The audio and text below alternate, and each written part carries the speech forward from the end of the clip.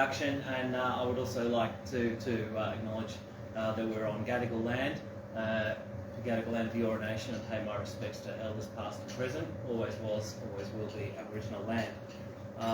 There's one section I do have here of horrendous destruction of Aboriginal heritage on the Newcastle Expressway, which is quite shocking and quite relevant to that as well.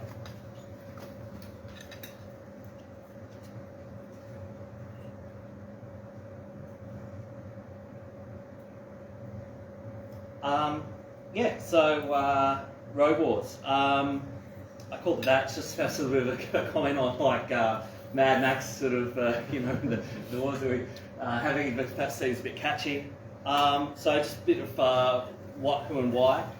So this is supposed to be like a people's history of collective action for human-centred streets in Sydney. Although for context, it's sometimes about individual action or about the opposition or things outside Sydney, or about wider influences on and effects of that action where it seems relevant to the discussion. It started just to be about street closures in Erskineville, which I had an interest in, and broadened, and it's by far from complete, and many of the stories deserve their own or already have their own full treatments. I'm hoping perhaps that this could spark some interest, and maybe there might be a Road Wars website, or I've got a Facebook page where I'm uploading some things to be a repository for these in the future. So who am I? As my name's Andrew Chuter. I've been living in Erskineville for 25 years, and I've raised my children there, and I like to be active in things and try to make the world a better place where I can. And being having young kids, it's like you can't always get out to protests and rallies and stuff. So I thought I'd just be involved in resident action and do things around my neighbourhood. And one of the first things I had a success was just getting this ramp installed.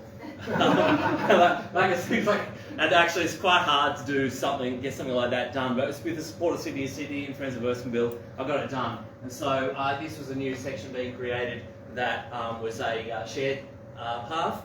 And a lot of people walk or have prams and come around here. It saves them having to go around some other bit and ride on the footpath or whatever. It just makes a bit of sense. And I moved on to bigger and better things.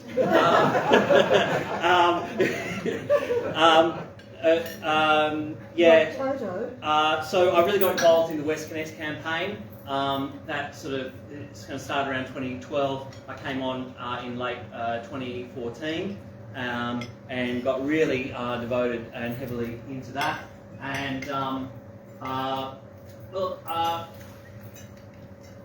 this is an example of just when Albo came to what's it, Park in Rozelle?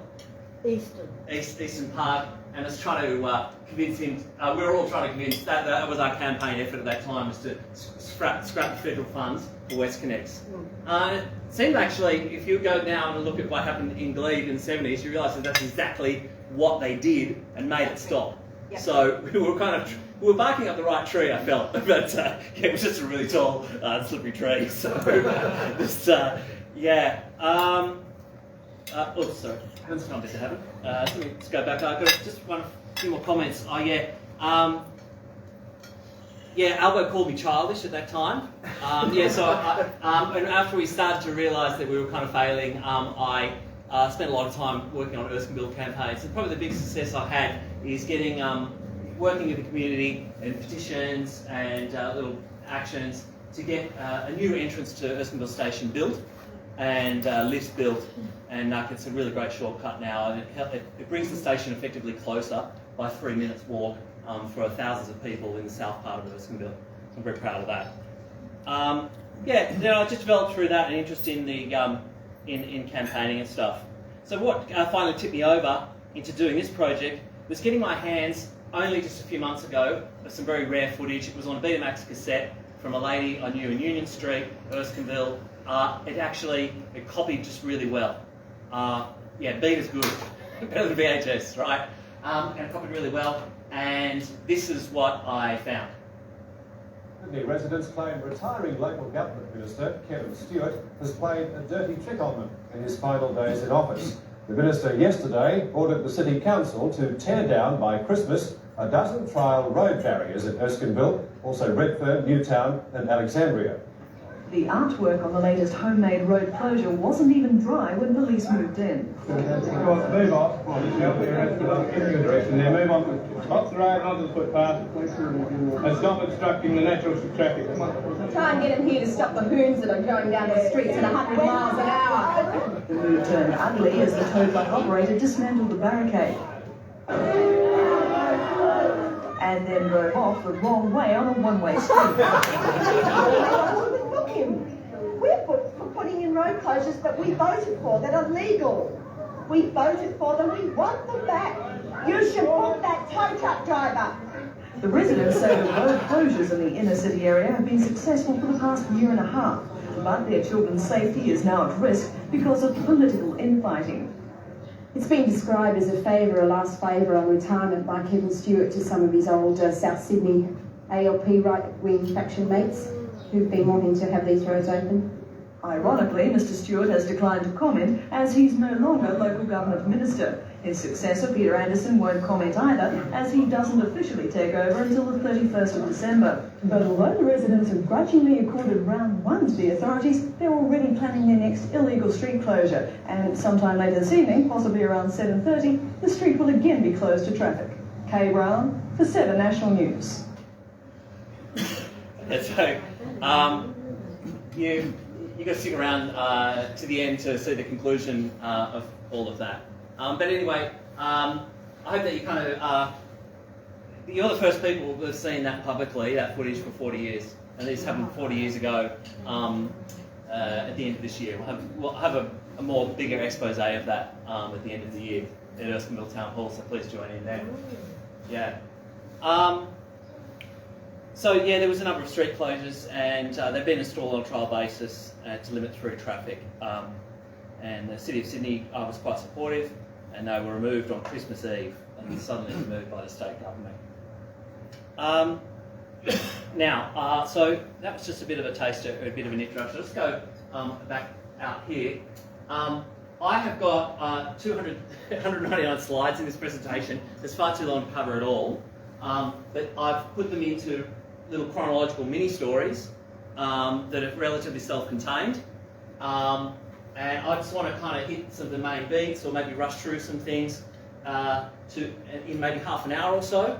And then perhaps come back to this screen and you could go, look, you didn't go on this, I'd like to know more about that, have a bit of discussion. I could sort of go back and emphasise various things if you're interested in some of those. So maybe just have a look where I'm going with this.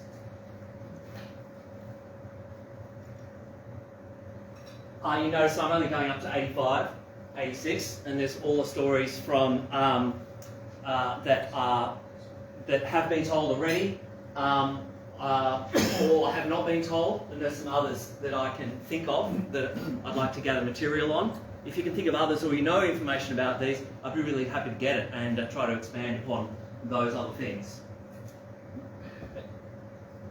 So, is that okay for where I'm going? Okay, cool, thanks.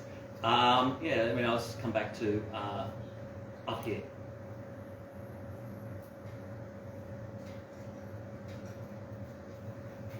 The first car was imported into Australia in 1900. And within 5 years, people were already complaining about how dangerous the drivers were and how selfish they were. You can imagine that the only people that owned cars at that stage were extremely wealthy people, was extremely privileged. So people were used to owning the street really. So they found that very offensive, and why the automobiles are above the law. In Victoria in 1905, a law was debated called the Motor Car Bill that tried to put controls on cars but was defeated.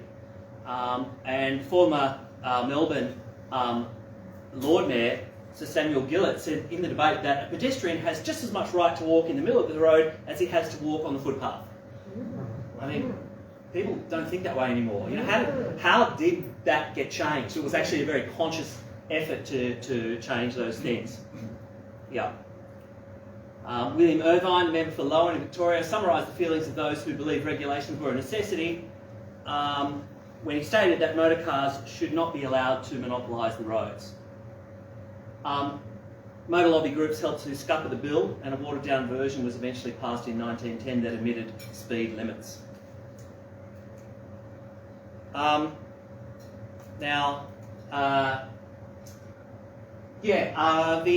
Royal Automobile Club of Australia was established in 1903 and based in Sydney, and the NRMA started in 1920. And the NRMA started advocating for buses over trams in the weekly motoring news section of the Sydney Morning Herald. You can see that this article is a bit more editorialising, but so it's kind of got some good and bad in there, but it's pointing out the forces that wanted to banish the trams. The head of the NRMA, he did a trip to the UK and the US in 1926, and he was enamored of that. It was great. I said, look, 1 in 3 people there own a car, and because of that, there's no jaywalkers. I mean, at this stage, though, in the same year, so that's 1 car for every 3 people. In Australia at that time, it was only 1 car for every 15 people, so we had 5 times less the amount of cars. So the pressure was a lot stronger in the United States. So the NRMA, they campaigned this to get put a road through Victoria Park. Right, this is just a intersection of City Road and Broadway, and there's the old tram thing, and you had Professor Holm there, whose buildings you might know at Sydney Uni is supported the students. He was going, no, you can't destroy that. But the NRMA said, I side strongly with the new road advocates who, like myself, may nevertheless be just as zealous of the people's rights as anyone else, just exerting, I'm an oppressed minority in my car, and I need to have rights just like everybody else. Yeah. So they kind of stressed all their rights and stuff, and the crime of jaywalking was invented in the United States by a group of auto manufacturers. It's completely artificial construction. The word jay was an American word meaning like hick or hillbilly. In Australian English, maybe bogan, right? So it was a way of sort of disgracing people that crossed the road and got in the way of your, important vehicle. You weren't modern enough, right? Yeah. And NRMA was disappointed by the police not maintaining enough safety. So when these laws were introduced, like 770 jaywalkers could be fined in 1 day. And you can understand why. Here they are at the corner of Market and Pitt Street. Looking north. They're swelling over the footpath. There might have been a special event on there. It looks like night time, doesn't it? Yeah. And the cars are whizzing past. They're so blurry, right? And look, there's people they've got huge cars. They take up a whole lane of space. Yeah, well, I'm in my car. I'm important, so I get to take up a whole lane. And you get fined if you get in my way. Or killed, right? So, yeah. Now, this situation, imagine it's 5 times as dense in cars in the United States, and so the situation developed much more rapidly. And thousands of people were being killed all over the United States, and huge monuments were put up to publicly mourn the deaths of all, specifically the children. And they held big protests, and all of those children there in that picture are holding up a flower to represent each child killed in the city in Pittsburgh in 1921. So those numbers are much greater though in America than in Australia. And so a number of cities were successful in pushing back, and in Cincinnati they got a speed governor bill on the ballot. A speed governor is a mechanical device which limits the speed of a car. It comes from steam engines, stuff like that, just physically cannot go faster than a certain speed. And that 42,000 people signed the petition, and then when it came to vote on it though, the Cincinnati car dealers raised $10,000 and managed to get a representative at every polling booth, and the vote eventually failed. So Motordom, as they started to call themselves, realised they had to unite together to push back against this effort to limit car use. We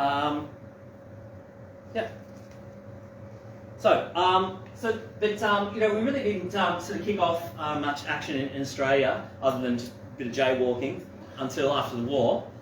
Yeah, and okay, a lot of people know, oh, it wasn't a tragedy, we lost all the trams. What people don't really know is actually the strength of the campaign to stop them being removed. And that's why I want to tell this story. Between 1932 and 1940, a few isolated or minor tram lines were closed and replaced by buses, such as at Summerhill, Manly and Erskineville, sadly. That's an Erskineville tram actually coming up Pitt Street. And perhaps those rationalisations might have been justified because the whole network was being electrified and so on, and maybe there were certain situations where it just wasn't quite, the patronage wasn't quite good enough. But it wasn't until 1949 that the destruction was really going to sort of start taking place. So on Friday night, the Transport Commissioner, Windsor, announced that on Monday morning, buses would replace the trams to Watson's Bay. It was the most popular route at the time because a lot of people living in the eastern suburbs all along the way, and also on the weekend, hugely popular as just a weekend fun destination. A few days later, though, people are already complaining. Oh, it's costing more. You know, oh, I have to get off a different stop. You know, faster, more comfortable. You know, I don't like it. Right? Well, Windsor was like, oh, you know, it's fine. It's really good. He's just ignoring it. Right? That's within a few days. So the Herald have been getting a lot of letters about it.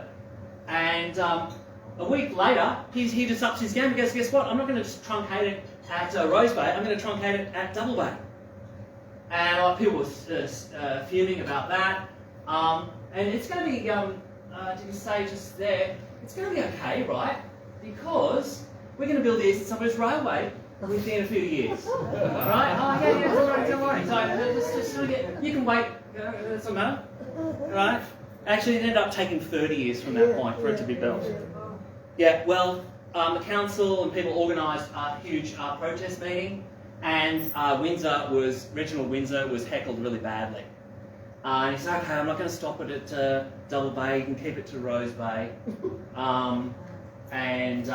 Yeah, that was kind of round one, was a little bit sort of pushback, right?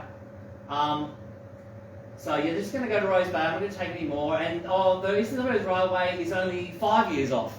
I just said in the previous slide, only 1 month later.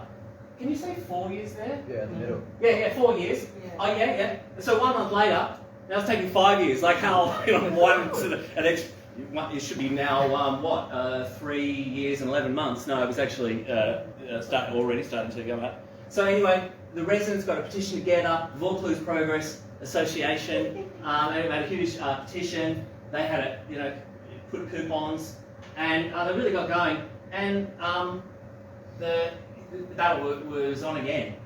And a group of maintenance men were like, heard what Windsor was saying, and I said, that's ridiculous, actually it's in really good condition, and and I'll have a long grey beard before the Eastern Suburbs Railway is built. Yeah. And eventually at the second meeting, Windsor didn't turn up, and he just made an announcement that says, guess what, you can have all your trams back all the way to Watson's Bay. So yeah, they won. Right? So that was the first little victory.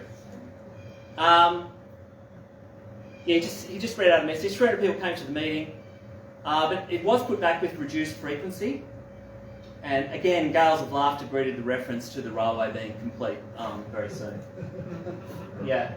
And then, so people in the Herald were getting really excited. Oh, maybe the tram's going to come back, because they'd removed a few others, right? And Norm Boxall, you see his name over a lot of tram stuff. It seems like he was an avid collector of images and the tram enthusiast. He wrote to the Herald. He's going, oh, can you respond now that you've done the right thing, can you respond to all those petitions and protests and meetings that are demanding the restoration of other tram services? So these were going on, but you don't see them in the Herald. They're too small, and a lot of those little local newspapers have not been scanned, or you can't receive it. Yeah. And guess what? So this guy, A. Shaw, he's from Ryde, and he's going, now you're going to bring that back. Well, please bring back the Ryde tram. It used to go over the former Glebe, before the Glebe Bridge, there was a different bridge, and it went all the way to Ryde. And then they stopped it before the bridge, and then you had to get on a bus there or something. Well, sure enough, with that combined effort, they actually got all those trams back. Further protest was so successful, the Watson's Bay tram was relayed, and on Sunday 28th In 1950, trams returned to Watsons Bay as well as the Gladesville Bridge on the recently closed Drummoyne route. And the reopening of these trams caused a pause in the conversion program, and no further withdrawals were undertaken until 1953. Guess what happened in 1952 though? Joe Cahill became Premier, and he cancelled the new trams after only 100 had been delivered. He also stopped work on the Eastern Suburbs Railway that same year. And they adopted a new policy, which is discussed in this paper, that the New South Wales government began to implement a policy which ensured that lines in the future could not be easily reopened. Such measures included running final tram service in the early hours of the morning with heavy police presence to stop the protesting, and removing the equipment and stuff straight away. So there was no way that people could see it and think, oh, you bring it back. They couldn't experience it. It wasn't a trial thing. They could reverse. And then the trains were stripped and burnt at Randwick. And to sort of lighten the load, what they did is they got glamour girls, models and stuff to give out bus timetables and stuff like that and make everyone happy.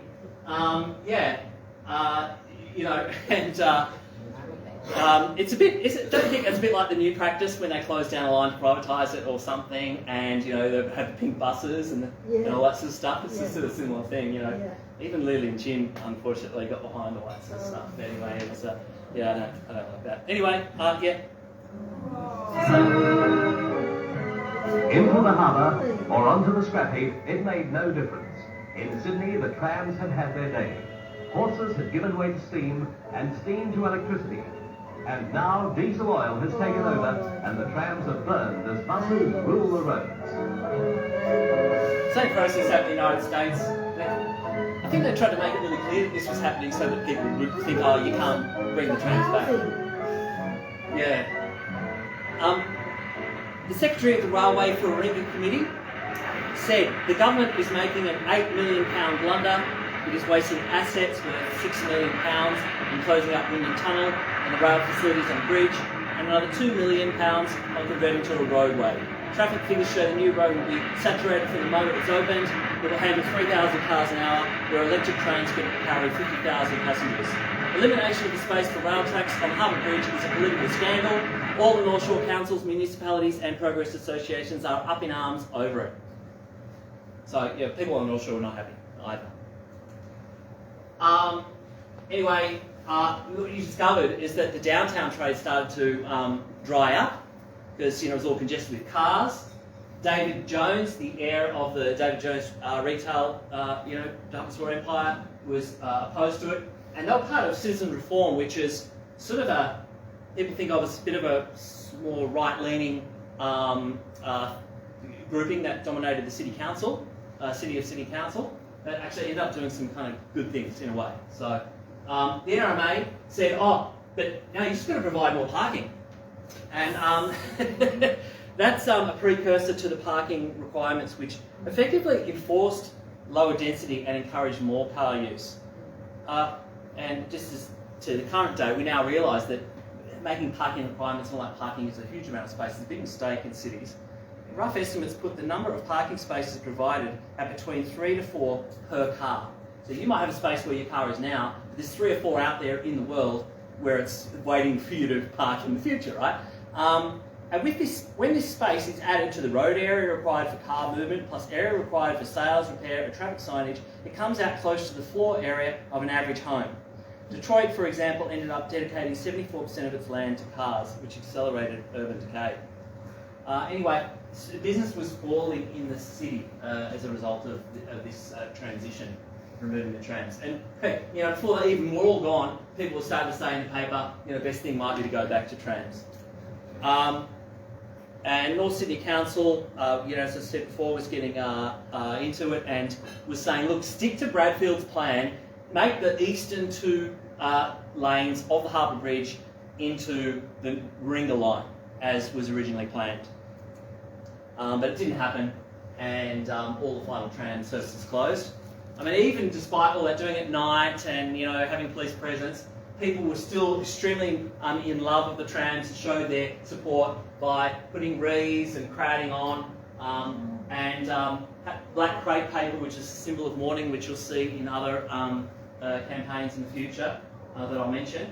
And there's a special device, thing that follows straight after the last tram, just to cut it all down and remove straight away. Yeah. But thanks to all of the transport nerds and the tram lovers, it all still lives on in the Loftus Tram Museum. I really recommend you just go there and check it out sometime. And sure enough, when I was there, I knew about this route, and it was showing Golden Grove, and I knew, Golden Grove is the very second last stop for Erskineville. Can you guys just turn it around a little bit? So I turned it, and sure enough, it was Erskineville. Yeah. So I want to get a t-shirt like that. I was like, let's look at the green. Yeah. So the next big mistake, the Cahill Expressway. Was at that stage, it was called the Clarke Overhead Railway. It was the original name. When the plans became public, there was considerable opposition, and people called it ugly and ridiculous, and so on. And there's a whole chapter of a book called Great Mistakes of Australian History dedicated to it. So it's a pretty big mistake, because you can see it totally cuts off the city from the harbour. And that's one of the beautiful things about Sydney. So the Key Planning Projects Committee was formed. It had a bit of support from the City of Sydney. Reg Bartley from Civic Reform was the Lord Mayor. He opposed it, but he was followed by Charles O'Day of Labor, who in 1949 said it was too late to stop it. I mean, it still wasn't built for another 10 years, but anyway, too late to stop. And the Key Planning Committee appealed to the City of Sydney Labor aldermen, but to no avail. Don't worry. Here are the two options. You're all in the WestConnex campaign. You're all familiar with the two options that you all get to choose between. So here are the two options. One is an elevated roadway across Circular Quay, and the other is an elevated roadway across Circular Quay. What would you like? The only thing that seemed to escape demolition is the Royal Automobile Club building there. Yeah. Which should become relevant, because their windows are right in front of the Cahill Expressway when it was built. Sure enough, students got there and they held a big banner in front of it, right in front of the Royal Automobile Club, saying, Joe's Drive-In, the bridge on the River Quay, starring Joe Cahill and his cost of millions, took 30 years to build. Now, the paper called it a reenactment of the De Groot incident, but that really kind of gets it wrong, because De Groot was a far-right group that was like trying to steal some of the limelight from, all this great public works project, whereas this was like saying, these students didn't like it at all. They were like, no, you own your huge mistake, right? This is bad. And I suppose by cutting the ribbon, it sort of brings that to mind, but it's a very different idea that they had behind that. Now, stage 2 of the Cahill Expressway was constructed in a deep cutting along the edge of the Royal Botanic Gardens, severing it from the domain. And a lot of people talk about removing that thing, but the Cahill Expressway from the Circular Quay. But I didn't realise. I was reading Killing Sydney, Elizabeth Farrelly's book, and she talks about this. Can you imagine? If you're standing at the front of the steps of the Mitchell Library, can you imagine what it used to be? It was continuous green. And that was called Fig Tree Lane, and it was up on that surface there, right? Now you've got that Shakespeare sculpture that is completely isolated in the middle of the road.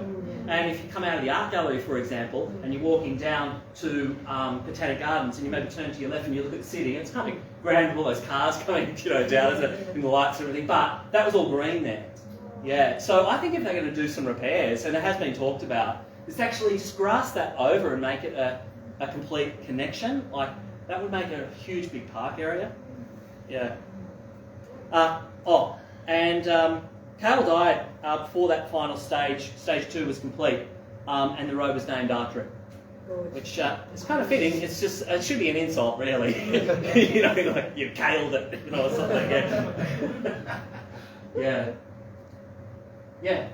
How am I going so far? I've been talking for quite a lot. This is interesting. Keep going. All right, cool.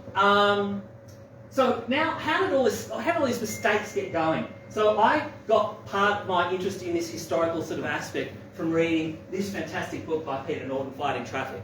And he's a great guy. I contacted him. I held a forum with him. He did a bit of research about Sydney as well. And it's about a lot like my method, is just to go through old clippings and newspaper stuff and just compile them in a trove. And even Google's really good for getting all this kind of information. He did all of this about America about 10 years ago, and that's where the story about the invention of jaywalking comes from. It's from him, bringing it back. So he's a great historian. I'm going to send all my stuff to him, and I hope he's proud of what I've done. Yeah. So this is just a bit about what happened in the United States, because all like it kind of got copied over here, got reproduced over into Australia. So they realised that it wasn't enough just to like widen roads and do things. It was actually, you've got to change. You have to have a radical revision of our conception of what a city street is for. They aimed to change people's thinking about who had the right to the road.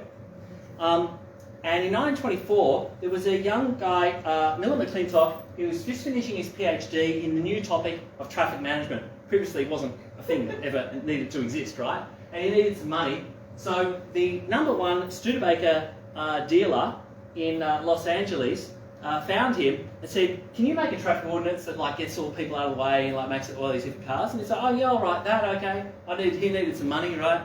And he established an ordinance. It was 100 years ago, almost a little bit more than 100 years ago today, and it was by far the most influential city ordinance for the regulation of pedestrians. Explaining his ordinance restriction of pedestrians, Miller McClintock wrote, "High-speed motor traffic makes the practice known as jaywalking almost suicidal." Implemented on January 24, 1925, the LA traffic ordinance quickly spread. It got the acclaim of Motordom from coast to coast. Studebaker made Hoffman a corporate vice president, and it also endowed the first National Traffic Engineering Institute with McClintock as its director. Motordom used the LA ordinance as a basis for the model traffic ordinance, which spread all around the United States. And that became grounds for raising speed limits and deterring pedestrians and using them as the excuse for their own deaths and delay and stuff like that.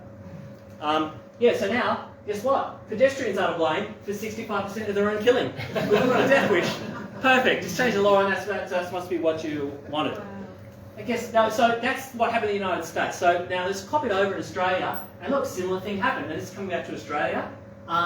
Well, the Australian Automobile Association got together and convinced the federal minister to start a thing on which they would be on the panel and decide, oh yeah, we'll comprise government representatives and representatives of all state and automobile clubs and other bodies interested in road safety. I mean, isn't there everybody, a pedestrian, interested to have a say in that, But no, they get the say, and Australia had the second highest rate of accident rate per head in population in the world at that stage. So the Australian Road Safety Council is formed by motor interests to advance, their vision of the road. And by next year, they got John Bradman on board. A great place to break a window, or with a bit of luck, bad luck, you can even break a leg. It all depends on how you hit or get hit.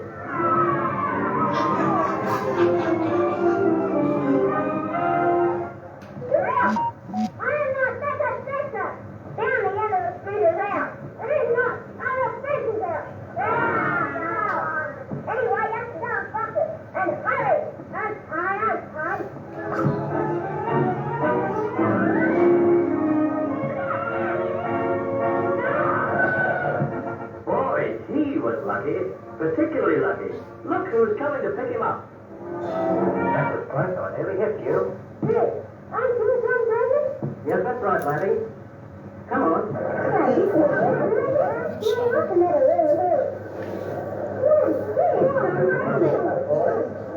Now listen, boys, you know I like playing cricket as well as you do. But if you want to play for Australia, there's something you must not do. Practice on the road. Too many children are hurt, and some are killed, because they practice on the road. The park's the place for that. Now hop in the car and I'll tell you what How are you going to get to the park? That's right, son. You need an adult to drive you. Youngsters are often hurt when they try to break away from someone looking after them. Julie doesn't like it, but Big Brother knows better.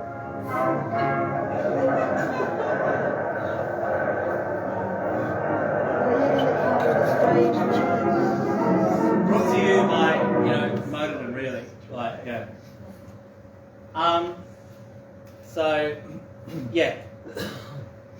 That's, and so kids lose their independence.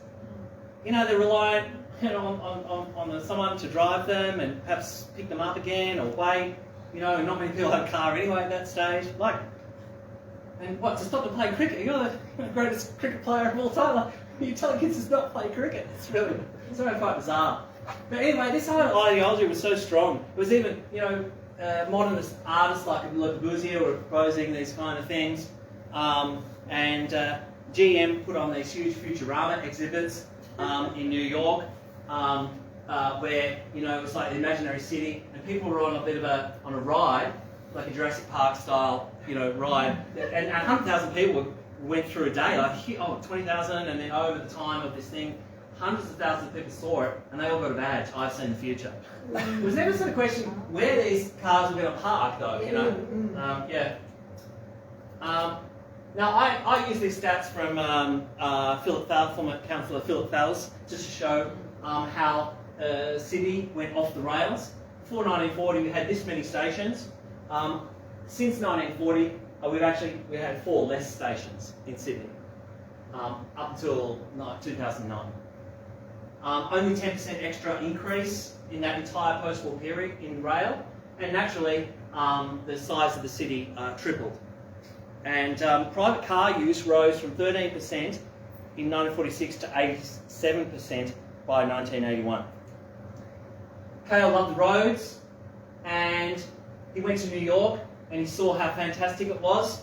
Actually, he stayed at the Waldorf Astoria, where they did show mini Futuramas, some of the dioramas and stuff for there, so he probably saw those and was like, oh, I love all the clover leaves, and I love all that. You've got to have all that in Australia. We've got to catch up, right?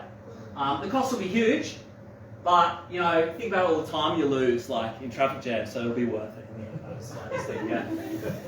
And the gradual switch from trams to buses should include the throw of city traffic, which we know just didn't happen. Yeah. Well, he died in 2 years, so poor Joe. Yeah, even I think Jeffrey Smart's Cahill Expressway. That's a painting from 1962, just 4 years after it opened.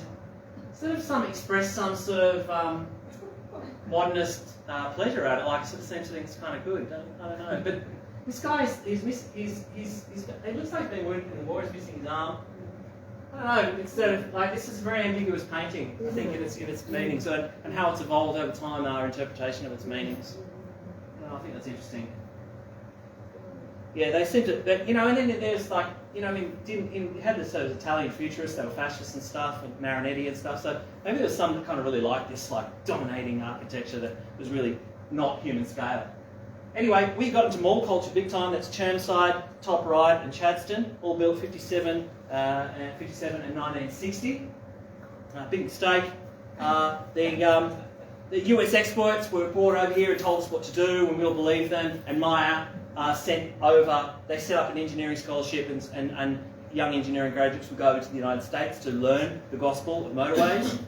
And Grace Brothers building in York Street was commandeered by Douglas MacArthur during the war. And then they gave Grace Brothers a huge grant, which they used then to open all the suburban stores. And that's what ended up happening to cities like Houston in the United States. You just see, it's really like it being bombed in war, really. It resulted in congestion, polluted cities, decaying and financially struggling downtowns. The city council can't raise any, rent, and stuff, and it's just, the destructive forces of Motordom are still with us. They're still just as strong today. But starting in the 60s, new realities and renewed people power was going to become stronger.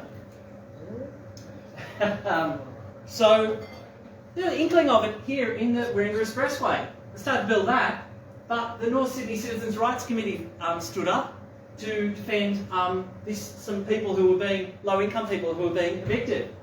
Now, at that stage, the BLF was not yet headed by Jack Mundy. It was Mick McNamara, who's a relative of Dennis McNamara in the CFMEU now.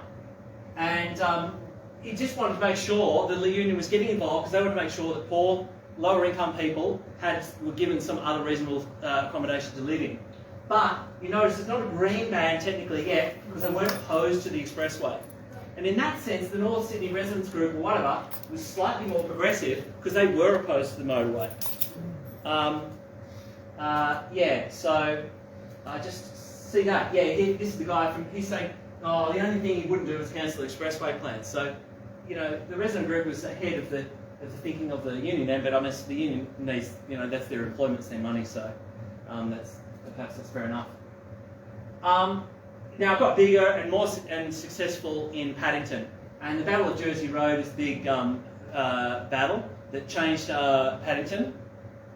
So Duluth Cahill was a big engineering firm, and they were an American one, and we consulted them for all of our sort of roadway stuff, and they came up with all of these plans.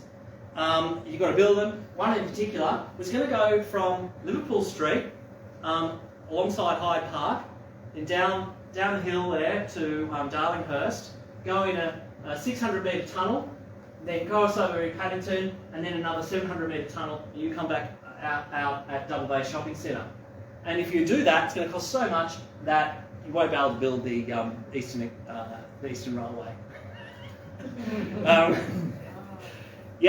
And they considered Paddington slum, so all that sort of striking area was considered slum, ready for demolition, right?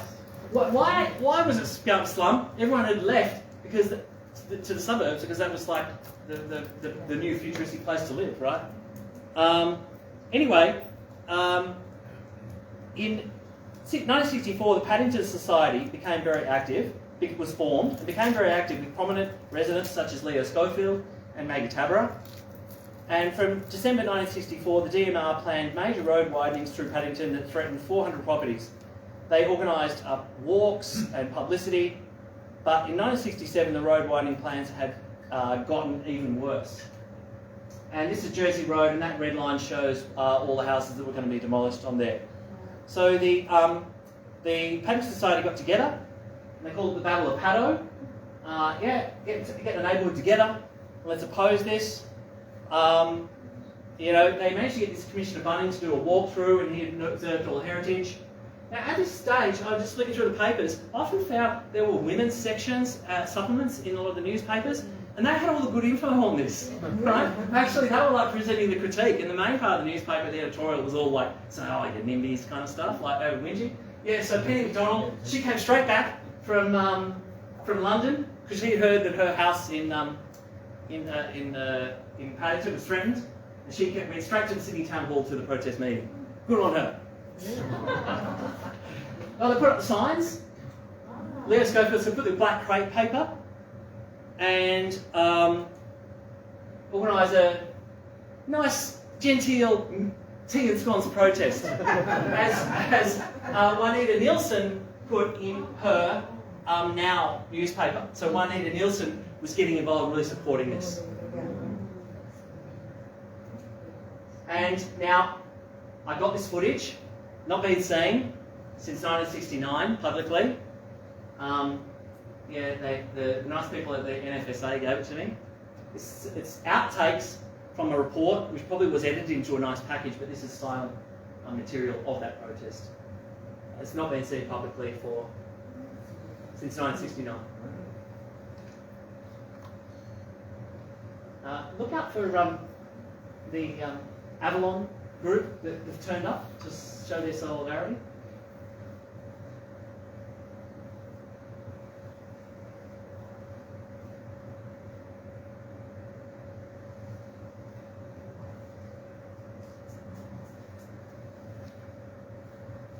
That's the Avalon Reservation Society. Very organised, they got the petitions, the letters, the postcards to send.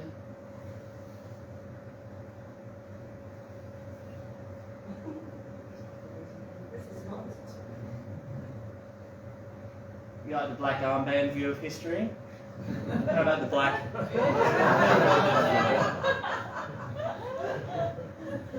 Police get off the road. Yeah. Okay, that's amazing. Fantastic. That's really cool. So 2,000 people turned up to that protest. The Glebe Society sent a contingent, they were just formed. And they all agreed with cheers when they held up their banner, "We support Paddo all the way." And eventually, it took until 1970, but they finally won. Now, during this time, connections were starting to form between the residents and members of the BLF, which would become critical in the coming battles against expressways. Future battles in Paddington would not just be about preventing a road widening, but would go further and actually have road narrowing and reduce road space. And how did that sort of start to come about? Well, I think it's like the 1960s and 70s counterculture movements. Now, you're probably expecting my next few slides that I'm going to start showing things like Vietnam, Black Power, and all these other things, right? I'm going to get these the nerd sort of people, like in the movement, that were like pushing different things. So you might have heard some of these names, but I think they're really influential and quite important. Have you heard of Jane Jacobs? Yeah. Of course. Okay, good. So she helped save Washington Square Park, Greenwich Village, and stopped the Lower Manhattan Expressway. She had a theory of change in cities of how to affect positive change in a way that others sort of didn't. And as part of the West Connects campaign, we screened her documentary at Norton Street, and it was really good. Just a little snippet of the There are a highlights. couple of ways of approaching the design of cities. The question is always, who decides what the physical form will be, how the city is going to function, and who is going to live in the city.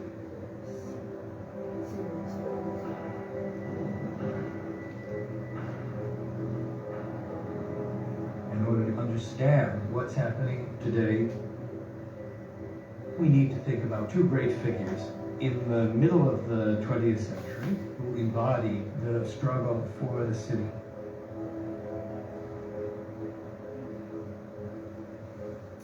The legendary power broker, Robert Moses, represented the authority of the great man who was going to come into the city with his carving knife and clear away the cancerous tissue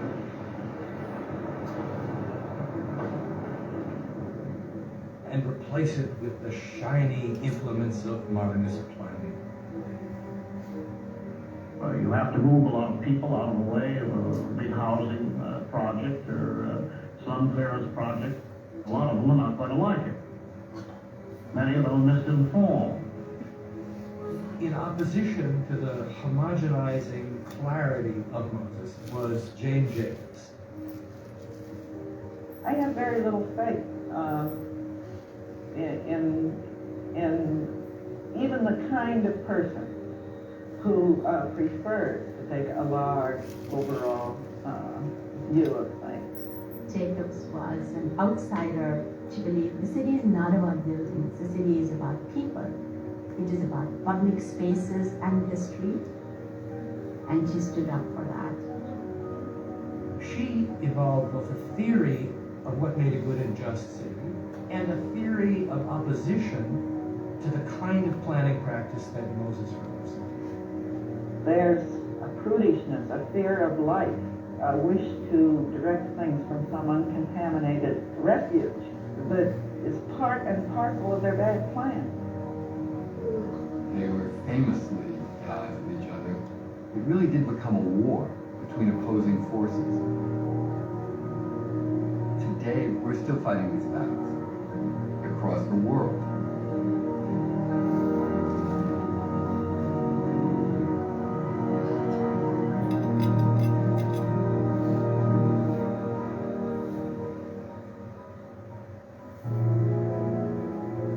We wouldn't have any American economy without the automobile business. That's literally true. We believe that this is a great industry that has to go on and has to keep on turning out cars and trucks and buses, and there have to be places for them to run. There have to be modern roads. The first of Moses' commandments for progress is, thou shalt drive.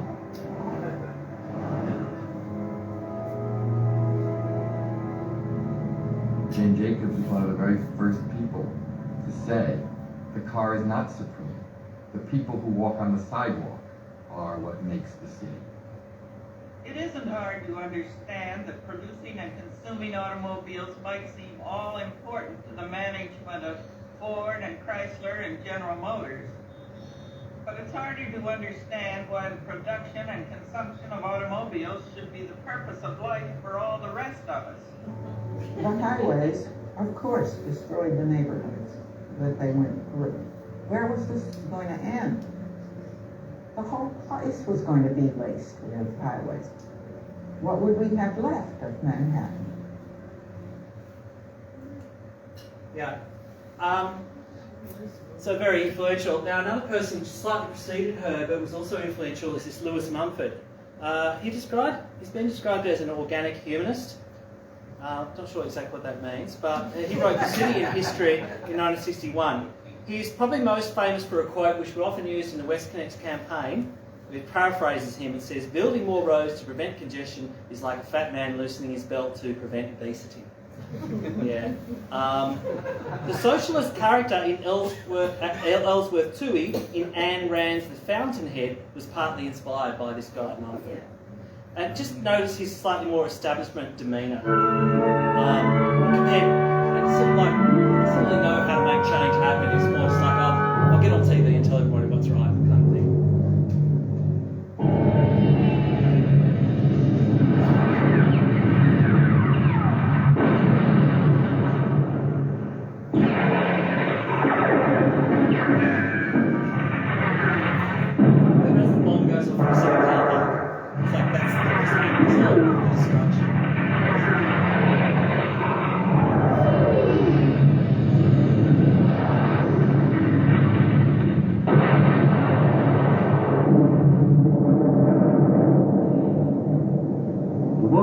Shapes and forms. Mutilates and deforms might be better words, not only our cities, but whole city regions. Indeed, it seems to be the chief architect of our cities today, the most influential of all our city planners. I'll move on from that. But, other big, the environmental movement's coming, Rachel Carson. The Greenpeace was formed in 1971. Believing more in, non-violent direct action. Colin Buchanan from the UK wrote this book. It was, popularised. It's about sort of separating people from traffic. It's still a little bit like a Corbusier and sort of a bit expensive, like not that sort of organic, But he was actually invited over in 1964 at the behest of the RACV, the Victorian NRMA. And spoke on the same conference as an American roads building guy. And the roads building guy from America was far more gregarious and spent a lot more time travelling around the country, and they liked what he had to say and they didn't really listen to Colin Buchanan, so he went home really disappointed. You can look him up, it's so interesting. Ralph Nader, huge advocate at the time, he wrote Unsafe at Any Speed in 1965, and he toured Australia in 1972 by Barry Jones. And but they were all out of expensive talks to go to. But then somehow the students at the University of Queensland organised a public event, and 6,000 people turned out to see him at the University of Queensland. Yeah. At this stage in 1965, road crash fatalities peaked in Australia at over 6 times their current level. So 1,200 people a year die in car accidents in Australia per year now. About 7,500 per year if you were on present population figures. LBJ, Lyndon Baines Johnson, President, passed the Clean Air Act in 1965, and in 1966 he signed into law the Traffic Safety Act and Highway Safety Act. These are just minor little changes, really, just barely scratching the surface, but maybe you can say it's change is starting to happen. And LBJ said, when he passed the law, in this century, more than 1.5 million of our fellow citizens have died on our streets and highways. Nearly 3 times as many Americans as we have lost in all our wars. Every 11 minutes a citizen is killed on the road. Every day 9,000 are killed or injured. 9,000! Last year 50,000 were killed. So it was changing. And National Geographic is really where it's, it's just pretty... I don't know, what do you think about the National Geographic? I don't know, it's kind of like, it's a bit Orientalist, imperialist kind of magazine, isn't it? But it's kind of, I don't know, but there it's sort of like coming here warning about an ecological crisis and using the blue marble image and stuff, and instead of a map, well, on one side you have, you open it up and you have a map. On the other side they had this, how man pollutes his world. Now all of these were perfectly good reasons why we really needed to start addressing the environmental crisis and stop and reduce cars, right? But there was one thing that they didn't know about then, was at all, and it turned out to be far more important and more significant, and that's global warming. That wasn't part of that. This was just all localised air pollution and particles and getting in the rivers and killing the fish. It wasn't actually, none of this, they didn't realise you're going to actually warm the entire planet. So all the reasons that existed then, now exist in even more greater abundance today. All this suburbanisation was destroying the local corner stores. Why housewives buy what they don't really need. It's all their fault, right? Well, that's actually a case of Gruen transfer. And you know the show, the Gruen transfer and stuff. That's Victor Gruen. Just you get so confused by the abundance, you don't know what you came for originally. Now, in this part, I thought it's a very interesting argument being made. I find it somewhere here. I should have highlighted it, but it says somewhere there. It says the reason why all the little shops are closing is a simple answer is more people, more money, more cars. Does that argument make any sense to you? How is a shop going to struggle because of more people with more money? That simply can't be the reason. So, more people, more money, more cars. Those two are just ridiculous reasons, right? It's the cars that are causing the problem, right? That's this little shop is like, causing the problem. Superhighway, Super Hoax is a bit more of an obscure book, but it did inspire Albert Misspell. He read it and he was summarising it and mailing it to the politicians in the New South Wales Parliament. And at this time, freeway revolts were rising up all across the states. Now, Victor Gruen, from the Gruen Transfer, the ABC show, actually, he's a Viennese socialist, right? And he was born and raised in Vienna. He emigrated to the United States in 1938. And he wanted to recreate this kind of like nice European experience out in the suburbs, where you'd have a bit of a mall, right? You'd have some shops, you'd have people living, you'd have a public library, you'd have a school, university, businesses. Everyone would live together and they wouldn't need, have all the public amenities there too, right? Art galleries and stuff. And no one's interested in building that, right? The American planners don't care. But Macy's and the other, department store developers, like the equivalents of like Westfield and stuff, they were like, we'll have all, good on you, Victor. Just get rid of all that other stuff and just make it into selling stuff. Just make it shops, right? And cover it over. And he was the inventor of the shopping centre, the shopping mall. But he said, in a speech in London much later in 1978, he disavowed shopping mall developments as having bastardised his ideas. He said, I refuse to pay alimony for those bastard developments. And instead, he tried to focus on pedestrianising downtowns. And that, like Martin Place and Pitt Street Mall and places like that. He thought that was a much better thing. He preferred to do that. And actually, he had a big influence on Walt Disney and the Epcot Centre in Florida and stuff. And he wanted that to be sort of like this model village. But like it seems right, it's kind of utopian, but it's like, well, if you own all the stuff there, then you just basically got to spend all your money at the one guy that owns the whole thing. So, yeah, it just doesn't seem to work. Now, the culture is expressing its antipathy towards cars as well in these ways. Joni Mitchell, 1970.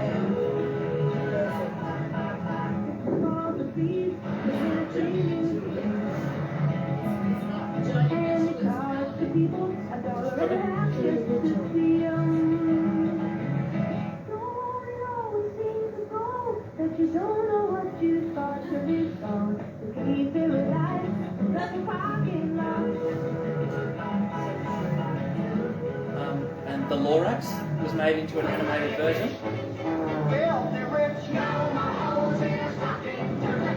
1971. Gentlemen, I wish to speak for the dreams. Here are some facts to cogitate, ruminate.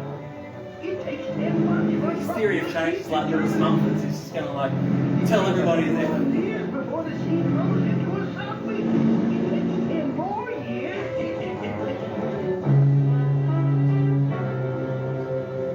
Do you recognise this film? Truffaut. No, Jacques Tati. It's called Traffic. Also, Playtime's very good as well, with Lampoon Car Dependency.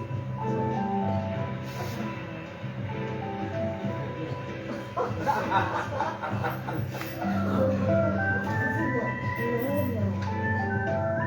Balmain Society had a screening of that in 1976. Balmain Association.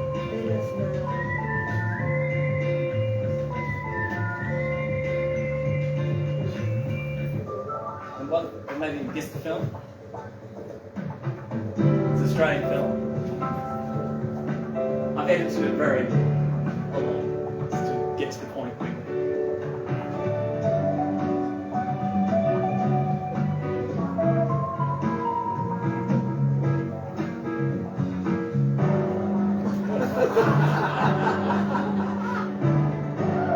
Peter Weir.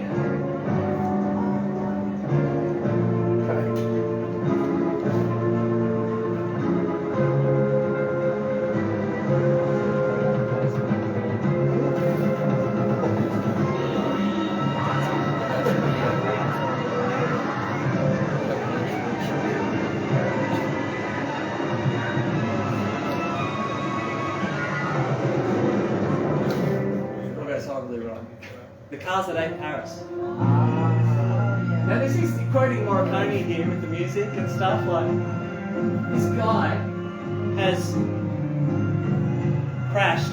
The city dwellers, or the village dwellers here in Paris, they kind of car obsessed in some way. They make people have crashes on their outskirts by flashing lights in their eyes. And they cobble all bits of your car and sell them to keep their economy going. And if you survive, they'll do medical experiments on you to turn you into some kind of zombie. But this guy survives, and he's too smart, so they make him into something else.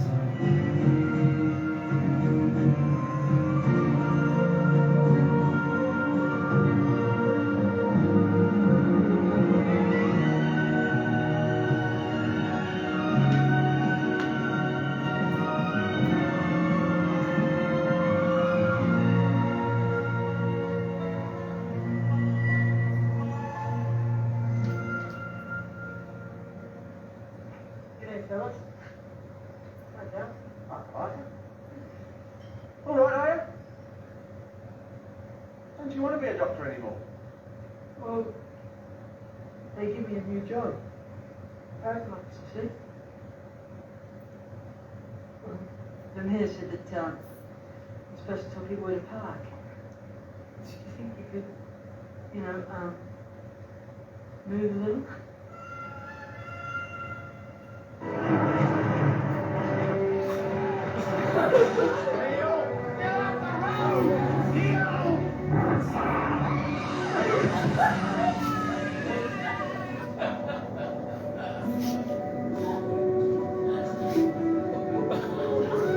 A version of that car was used in the last Mad Max film. So I see Mad Max as being a blending of the cars out in Paris and Wake in Fright. You take this two and you're kind of it's the same thing. And this footage, what does that remind you of? What I've done? Yeah.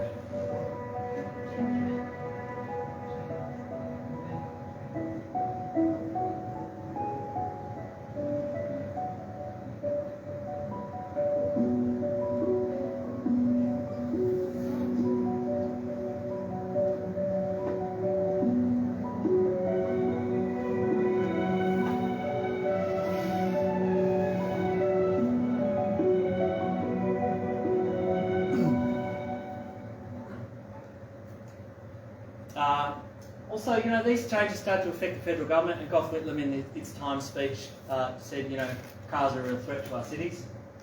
And the oil crisis came on. So in 1973, OPEC announced that it was implementing a total oil embargo against any countries that had supported Israel at any point during the 1973 Yom Kippur War. Wow. So they should. Free Palestine. Yeah. Petrol prices shot up in late 73 and stayed high for the rest of the decade. And this caused auto manufacturers to make some minor tweak, like, we'll sell you slightly smaller cars or slightly more fuel efficient. And so this all, I put this all together, and think about how different the attitude and the approach is to today, to this, the optimism and positivity and the arguments given and going back as far as the 1870s, for building a railway. The Eastern Suburbs Railway is a reality. First, the Sydney Harbour Bridge. Then the Opera House. And now, Sydney's Eastern Suburbs Railway. Each in its own way a masterpiece of design and engineering. A symbol of modern Sydney rising to eminence among the great cities of the world. The Eastern Suburbs Railway was built at a cost of $168 million and is the first extension to our passenger rail network in New South Wales since 1956, when the circular key link was opened. The Eastern Suburbs Railway is truly an engineering masterpiece, built to the best standards in the world and bringing untold benefits. It has introduced a new concept in commuter travel, resulting in a rapid transit rail service able to move large numbers of passengers into and out of the city in the quickest possible time. A reduction in road traffic on the arteries leading into and within the city proper, as many buses terminate at the two bus rail interchange stations. A further reduction in road traffic as motorists recognise the speed and convenience of rail and switch to trains. Conservation of fuel resources so vital to our nation's future as a result of motorists leaving their cars at home and swinging to pollution-free, energy-saving rail travel. With pollution of our Sydney atmosphere of such concern, rail travel makes more sense. Major relief to the congested City Circle rail system with the integration of Eastern Suburbs and Illawarra line services.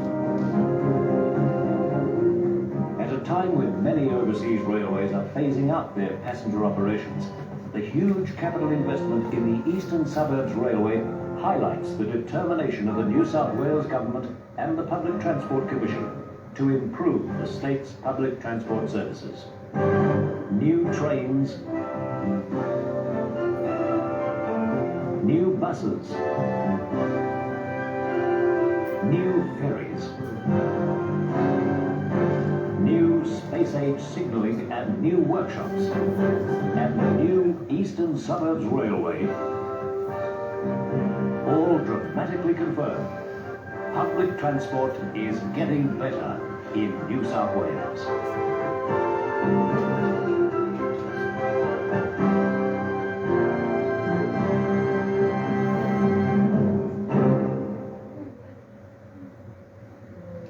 Okay, so I've used up nearly about an hour, and I'm up to only up to there. Part two. So, Peter, did you want to say anything, or people want to, I don't know, get a drink, have a break, or, I mean, here's my idea is, out of these, like, ask what things you would like to emphasise, so I can kind of condense it all, and I just do want to, I do want to get to Erskineville and the musical finale. You might have to choose for Yeah. a second, but we can have a 10-minute break if people feel like it. Do you want to, or if you want to plow on? Keep going. But can you jump to, because I don't think you can do that a lot. Like, Yeah. I'd be interested in the Warringah Expressway because I Okay. went through it today. Look, I'm just going to flash a lot of these before your eyes, I think, and just no. Have you got the BLF with me? Yeah.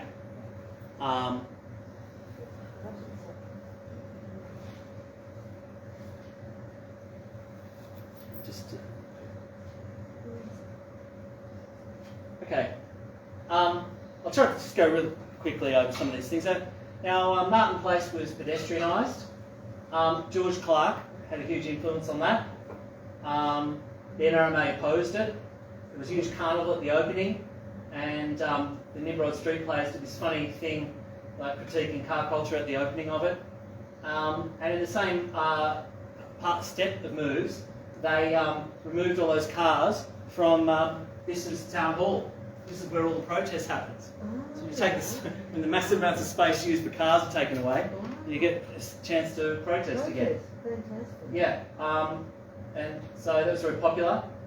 And they did a little special on George Clarke in 1973. This does have Jack Mundy in it, so maybe. I experienced the great experiments of post-war British socialism, the attempts to nationalise land, the buildings of the new town, all directed by aspirations for social justice. But the British at that time had no concept of citizen participation in planning. All of the policy decisions and programs were decided and directed by the elites of the upper class civil servants and professionals. It was in the United States that I came across the melting pot of community planning as a battlefield of conflicting interests. If we want better cities, towns and suburbs, then our whole community has got to go back to school. And it's beginning to happen here. Trying to tell everyone how to run it. So, possibly try and look at a combination of policies to try and see the solution and not just say that, yeah, again, your league will tell us what to do. How are you going to manage to raise the level of consciousness and awareness amongst the people to achieve this? Yeah, well, this is part of, I don't think we're going to get it in this sort of society. This is some sort of, I suppose, post-revolutionary society. We must raise the consciousness now. And this is what we're hoping, well, I hope to see some sort of conscious state after. By derivation, civilised people live in cities and people who live in the country are pagans. But when I'm using the word city, for God's sake, I'm not just referring to state capitals, I'm referring to a place of a decent, viable size, and it shouldn't be regarded as a four-letter word. The toughest job we've so far tackled has been the City of Sydney Strategic Plan, which in 1971 began the long, difficult process of initiating, after decades of neglect, strong action to achieve the major objectives of more diversity in the city, a better social and physical environment, and greater accessibility. We're searching out the opinions and demands of all sorts of different people, such as Jack Mundy, Secretary of the Builders Labourers Federation. Jack, what do you feel are the important things we should put into the 1974 strategic plan for Sydney? First of all, I think you've got a mammoth task, because we've seen in the last decade the virtual destruction of the city of Sydney in the tremendous imbalance that has taken place, not only in Sydney but in the inner part. We have seen, haven't we, in the last few years, the developers, or so-called developers, are waxing fat, building great commercial edifices. At the same time, we are seeing the removal of theatres, nightclubs, and places with a bit of colour, things that are part of a city, that make a city live. We want everyday democracy. We want people having a say in the changing city of ours. And therefore, if you take note of that, I think we can restore some of the beauty and loveliness that was once Sydney.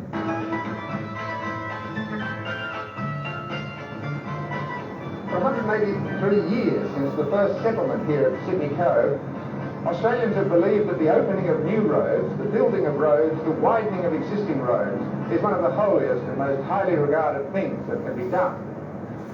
But let us take one concrete example here in Martin Place of the quite revolutionary change in that attitude that may be said to have begun in the year 1971.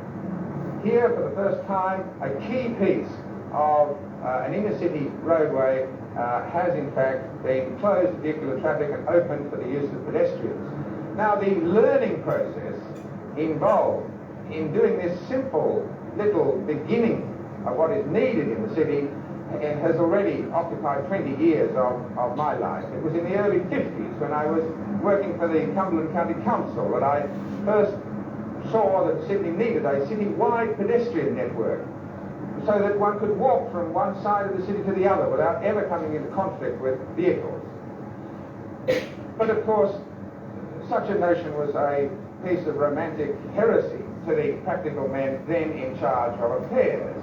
Now, it wasn't until the actions of the new City Council in 1969, the reaction of Cabinet, the public opinion in 1970, that Martin Place was closed for a trial period of 6 months, which was rapidly ended when, after a period of a very few months, it was shown conclusively by the people of Sydney that they liked the temporary closing and they wanted it made permanent. Yeah. George Clarke went to the United States before that and had been a student of Lewis Mumford. He died in 2008, I think it was. He lived in Selwyn Street, Paddington, and there's an archive there. Before he died, he spoke to Clive Moore almost on his deathbed and said, you know, you've got to carry on what I've tried to do. And his former partner still lives there and holds the archive. And she kindly gave me that bit of video. And when I was speaking to her at the door, I said, oh, you know, that community education process, that's a little bit like parallel Frere, isn't it? You know, she said, I haven't heard of that, but he was very influenced by Jane Jacobs, more than Lewis Mumford, is what she told me. So I thought that was interesting. Now, he had a big influence on his own area, so him and Christina lived just here. So that's where I visited. And there's some lovely little streets. They really feel like you're like in Japan or somewhere like. And he helped the residents get a petition and completely close those to cars. And it's really a beautiful area now, right? And there's a plaque there dedicated to him. Go and see it. There's some of that in Erskineville. Some of those. Yeah, this sort of stuff. Yeah. Guess what? Juanita Nielsen was right into it too. She was promoting that sort of stuff. Yeah. She put this all through her newspaper. Let's pedestrianise parts of King's Cross, community participation, and these things happened. Yeah. Lane Kelly Place, Springfield Avenue. Guess what? She never lived to see it. She was gone in 1975. Yeah. Yeah. Killed by thugs and property developers. Yep. Now right there is the spot where the 1978 Mardi Gras met its violent end with the police bashing all the people. Right there in front of the fountain. And it should be remembered that all protests are a temporary form of reallocating road space, like if they're on the street, aren't they? So they're a form of protest in that way. Yeah. Paddington Bazaar, that's really interesting. Like there was like this progressive pastor that just come back from Woodstock, and Neville Yeomans was this guy out the various festivals and stuff. And they closed off I think it's Newcombe Street, and it was like all people come from Nimburn, queer people could find refuge there. It was mental health services. And they were really doing a good job there. I think by the stage maybe the Paddington Society was just more concerned about the parking and was not really pushing this stuff, so it actually took them quite a while to sort of get this stuff through by providing alternative parking, and the school supported them and stuff like that. But it helped a counterculture emerge in that location. It was eventually made legal in 1987. And Gary Waterspoon in his book, Street Scene, has a chapter called From a Road to a Street. And, I just say that as a result of all that campaigning from the 60s, Paddington Society through the 70s, that Oxford Street had become a place to go to, not just a place to go through. Nowadays, we call failed streets like Parramatta Road and Victoria Road and Princess Highway, we call them stroads. A street that has become a road just to pass through, not to go to. And during the 70s, the area became a focal point of the counterculture. Paddington Town Hall held concerts of Australia's first punk bands like Radio Birdman and the Saints, and of course Oxford Street was home to Sydney's queer scene. Also in the 80s, huge rap dance parties got their start at Paddington Town Hall, which spun off into the rave scene. Another offshoot of the rave scene was Reclaim the Streets, which launched a more upfront attack on car culture starting in 1971. So I came into the scene, I was like 20 and going out to dance parties, and I was like, you know, this is really exciting. This is new energy, and you know, I feel in some ways sort of benefited from all of that previous development of the culture before. I'm not saying stopping a road like made it happen, but it sort of helped to make it more into a place. And Mark Gillespie, when I told him my idea earlier in the week, I said, don't you think, I was expressing these ideas, and he said, yeah, later on he emailed me and said, yeah, go hard on that angle, right? So, like, you know, removing the cars, you can bring some new culture in there. You create a place that people value. So, I say, as we the people change the street environment around us, the environment changed us in turn. So this is the big daddy of all campaigns, really. I know some people are here especially waiting for me to get onto this, so here goes. 1971, the Commonwealth, 1969, the Commonwealth increased funding for urban arterial roads by a third, and the DMR used all their money to start acquiring properties, including all the land in the Lyndhurst estate.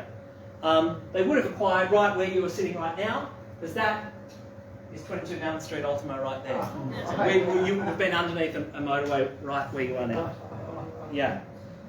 Now, part of the original route avoided Lyndhurst, the historic home, but because the Greyhound track wasn't happy about that, they moved it slightly north to avoid the stadium of the Greyhound track.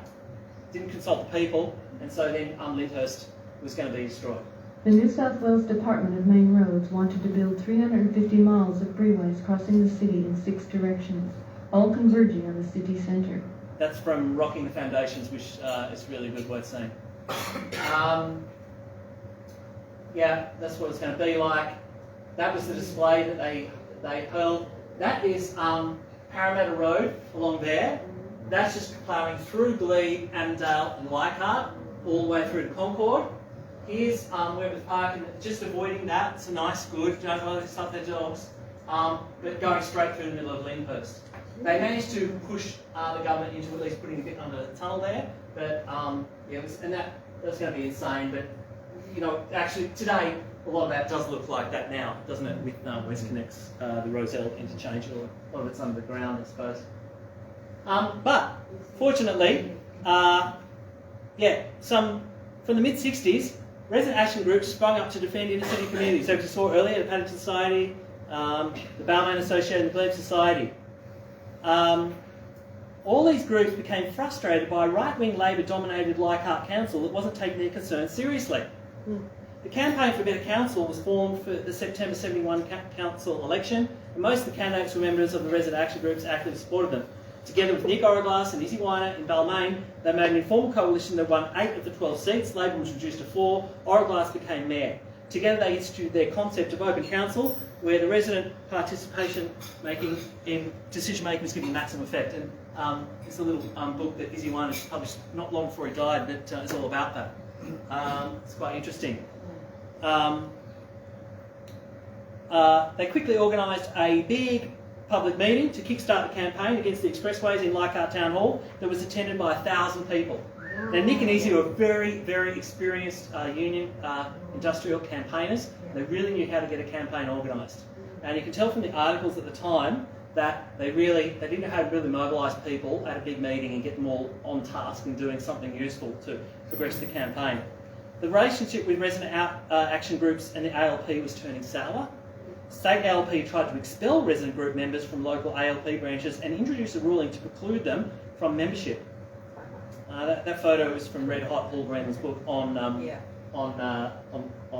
Oroglass.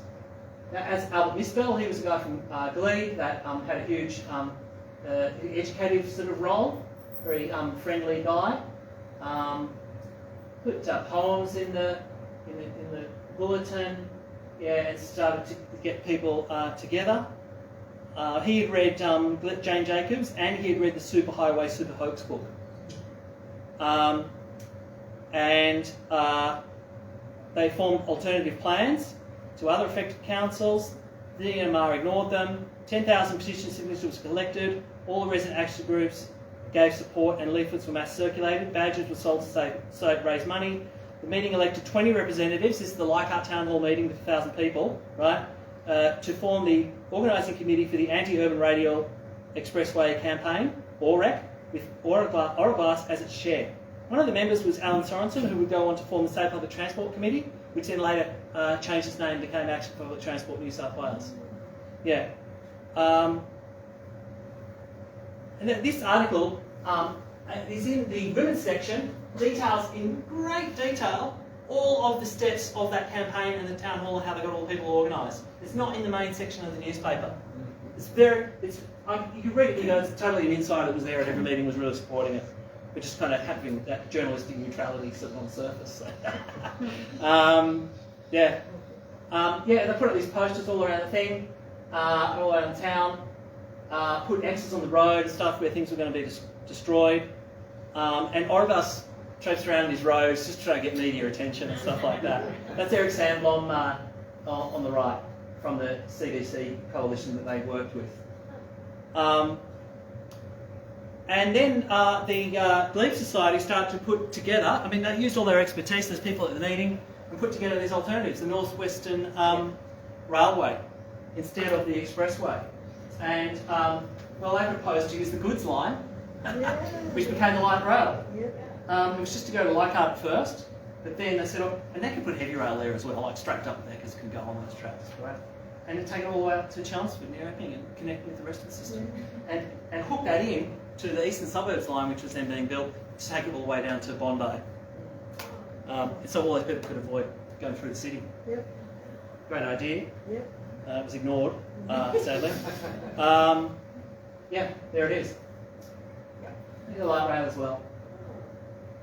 So Lyndhurst was threatened, that's all the graffiti on the side of Lyndhurst. That's the Glebe Society president. He was a Professor Bernard Smith. Bernard Smith, who was son of a Marxist art critic. He always looks really dapper in these photos.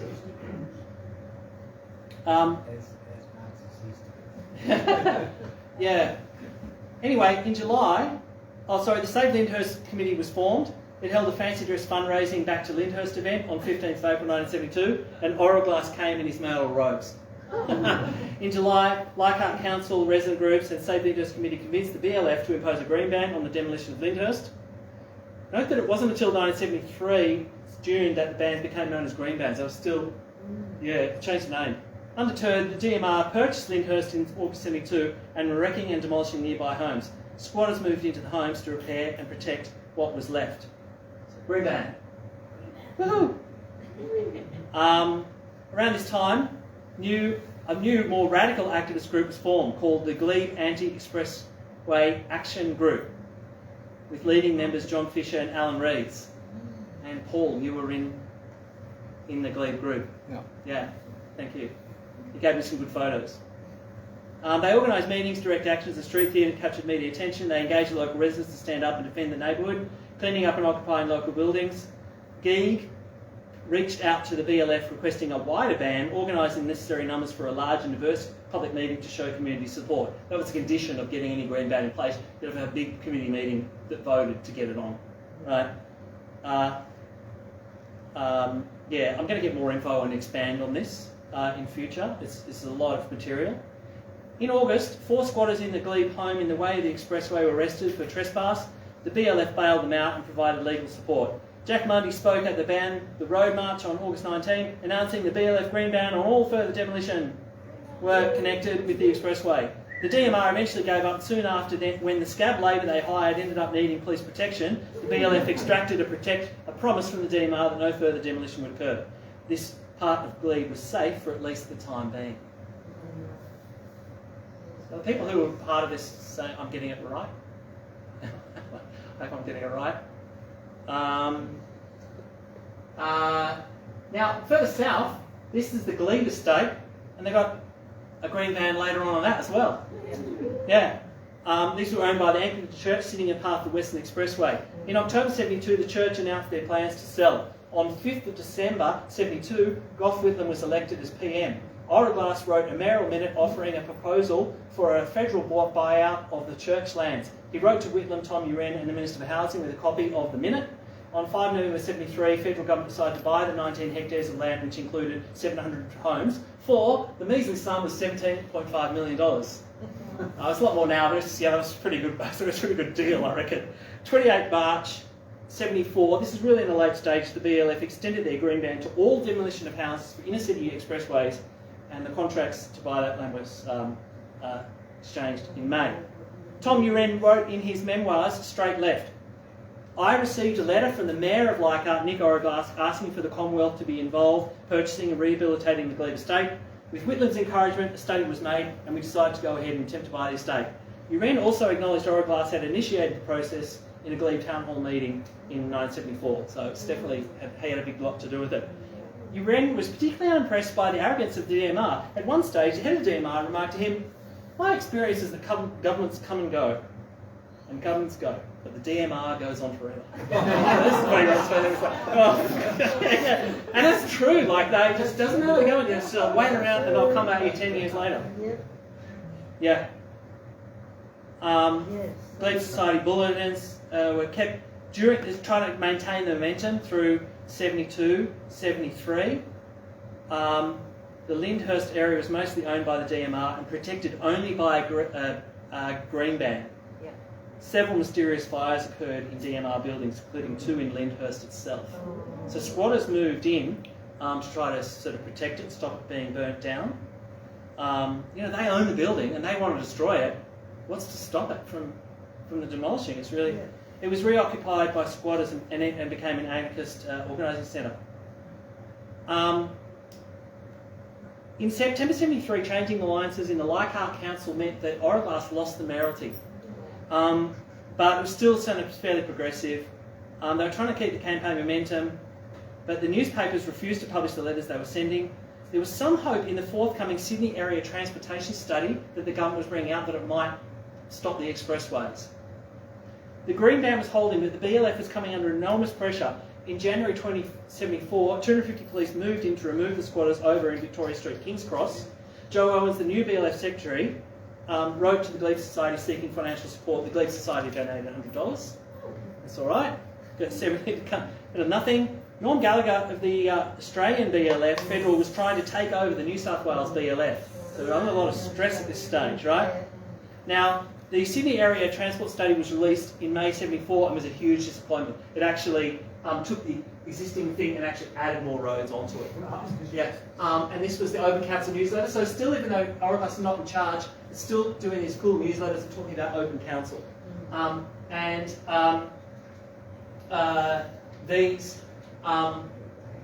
These great billboards went up on Victoria Road. And there they are. And the person who was painting that is Paul. That's right.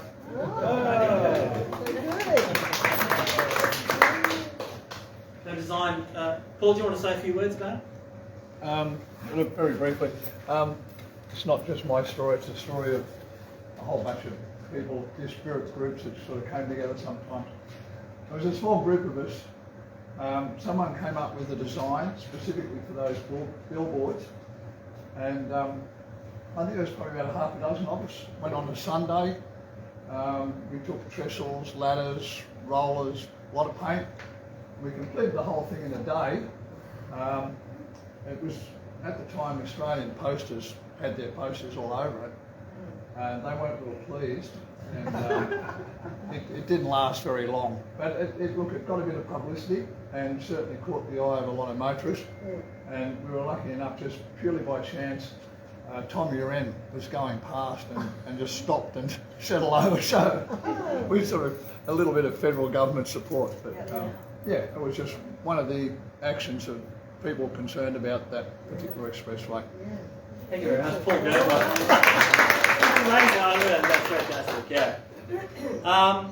Anyway, it all came to a head. In September 28, the DMR started a surprise demolition of the Sunderland Arms Hotel on Fig Street, Ultimo. The following day, a meeting of 80 people was held and a call out went to defend the homes about to be demolished at 6 a.m. on Monday. 13 people were arrested that day. Bob Hawke was being drawn into the campaign because the AWU were not under the ban. And they were like, well, we'd tell him to get them on the ban and stuff. But then he started going a bit of a fight in the meeting with Jack Mundy. They were at odds with each other. On national television that very night, he made a criticism of Mundy. Yeah. Hero to the end. This is from Green City by Richard Cole.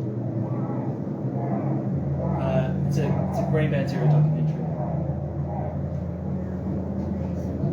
Some of this footage is also in Rocking the Foundations.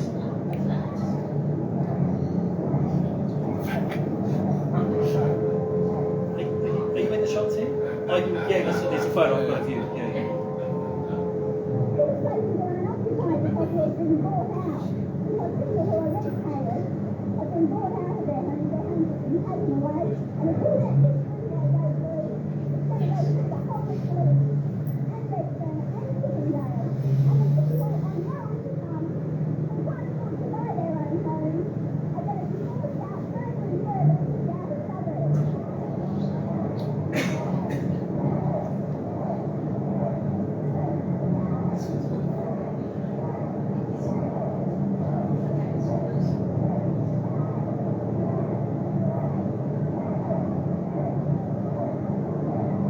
Just went back in.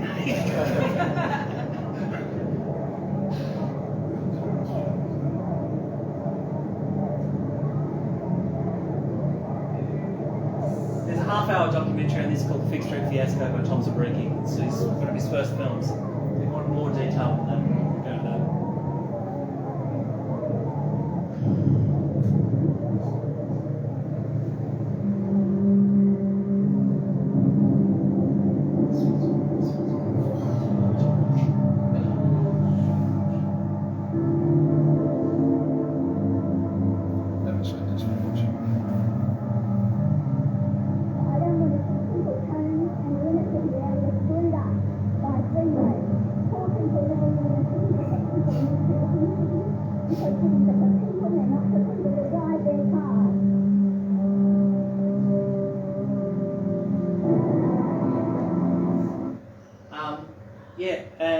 That's Paul on the top left up there. Good on you. With a bit more hair. But actually, within a few days, they managed to stop the demolition. And Uren was in touch and you're going to have to negotiate with us or we will withdraw the federal funding, the next payment. Now, snarky as ever, the Herald is like, for the freeway, save our slums in the Fig Street. Like, it's not getting it, right? And so their editorials all sympathising with the police who had such a bad job to do. Yeah. Anyway, it was eventually stopped. It appeared inevitable now that 4.28 million federal grant for New South Wales urban and arterial roads would be withdrawn. Then on Saturday, there was a big protest organised. You can see Joe Owens, Albert Mispel, Neville Rand came. He would come to power 2 years later.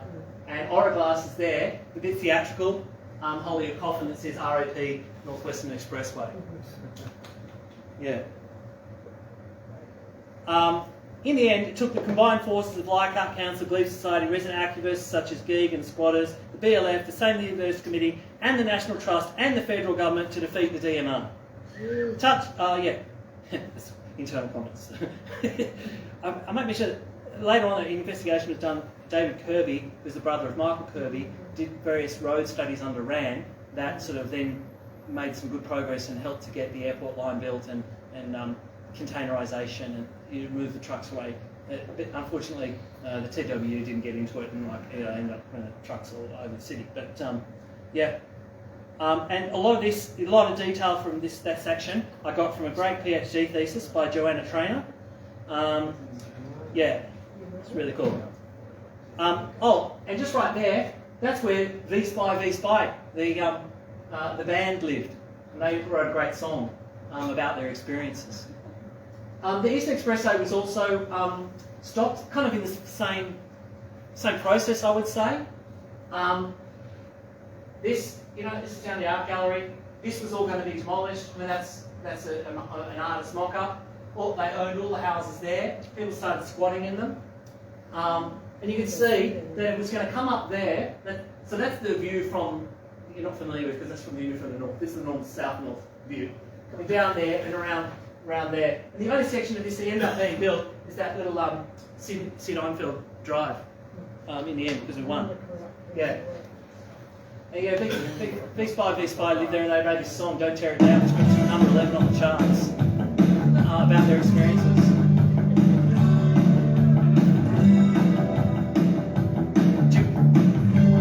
I can't stop.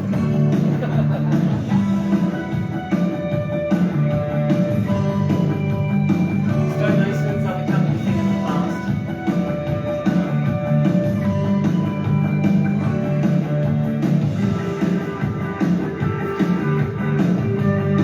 They wrote a lot of socially conscious songs. I thought they were like the Australian version of the Clash.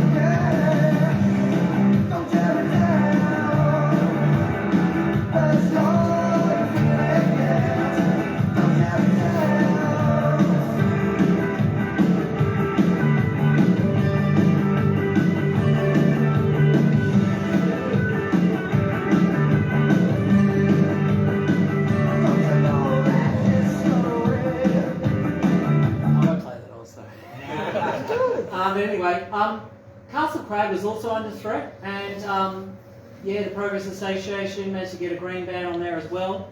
And Jack Mundy spoke at a meeting years later when they thanked him. And then they did this Warringah Transport Corridor inquiry. And right there, I want to go to this spot.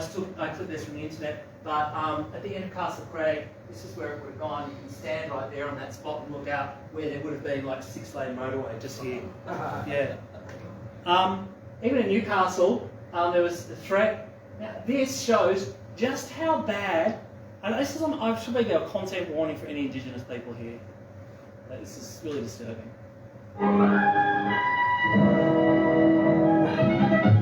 At one time, these sandstone ridges were used by Aborigines for ceremonial purposes, and their rock engravings were frequently encountered during construction. The engravings were carefully recorded before blasting.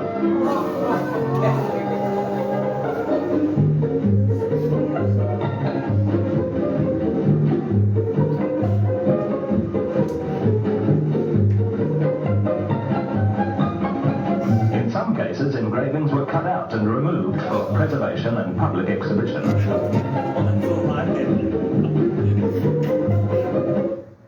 It's just so bad. Anyway, yeah, they put a green ban up there as well and managed to save a bit of forest or parkland. Now, street closure struggles were also important in this stage, and North Sydney Council was always quite progressive.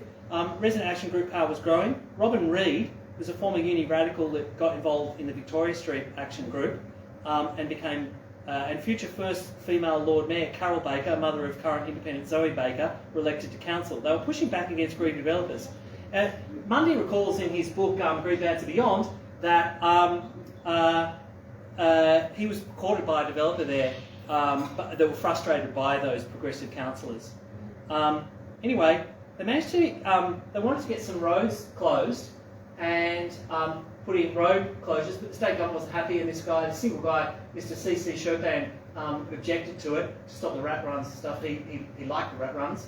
But eventually Lawrence Street made a judgment that council did have the right to close the roads, and they were closed in these 4 locations here. Yeah.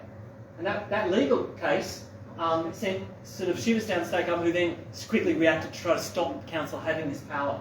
But Nick and Izzy picked up on it and used it to shut down the Mort Street container terminal. Yeah. So like this seemed really radical at the time. You know, just closing street. Again, this went through a lot of legal stuff. Just to tell you that now we know that small business owners massively overestimate how many customers they get by car. They're always wrong about it, right? Yeah, it happens in all countries. Anyway, these judgments would have wide ramifications. Anyway, Lake Mort was eventually built, And it's a really nice spot. I was just going to visit it. It was all the fun of the Yeah, went through a lot of stuff. early last And you can go there and you can guess who was there. Opposition to the plaza has diminished. Nor three plaintiffs John in the Howard. equity court. Another has sold his shop. Anyway, so they tried to put in laws to stop these road closures. So Nick and Izzy picked up on this and tried to use that law and managed to finally persuade the councillors to put in place a gate that would stop all the trucks going up and down the road. And it got even worse because a nurse died in a crushed car. So they held a protest, and this forms this subject of Tom Zaricki's first film called We Have to Live With It. See Warren past there, and Izzy Weiner just behind him. Mrs. Moran will tell you all about the position in Mort Street over that span of time. The father, who's of the daughter of the girl who died, spoke, was given the megaphone. Izzy's like, you just got to get out there and protest and, get active on the streets. You can just do all the petitions and letters you want, but you won't get anywhere. And then they had the street theatre where they pretended it was quite funny. When our official representative And the Maritime Union, some union did actually do a bit of green ban. They eventually convinced the A&L to pack up, and they were gone, and they moved to Botany Bay. And all that process helped to move all the containers over to Botany Bay rather than in the inner city. Then, because of those changes, then malls became more accepted, and the success of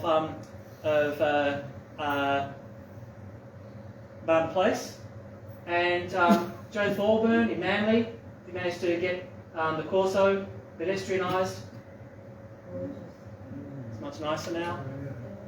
Actually, people have this kind of nostalgia about the old days. Yeah, there's nostalgia, but I'm trying to say, look, okay, it's nostalgia, but this is don't be so nostalgic. This is actually better, right? Yeah.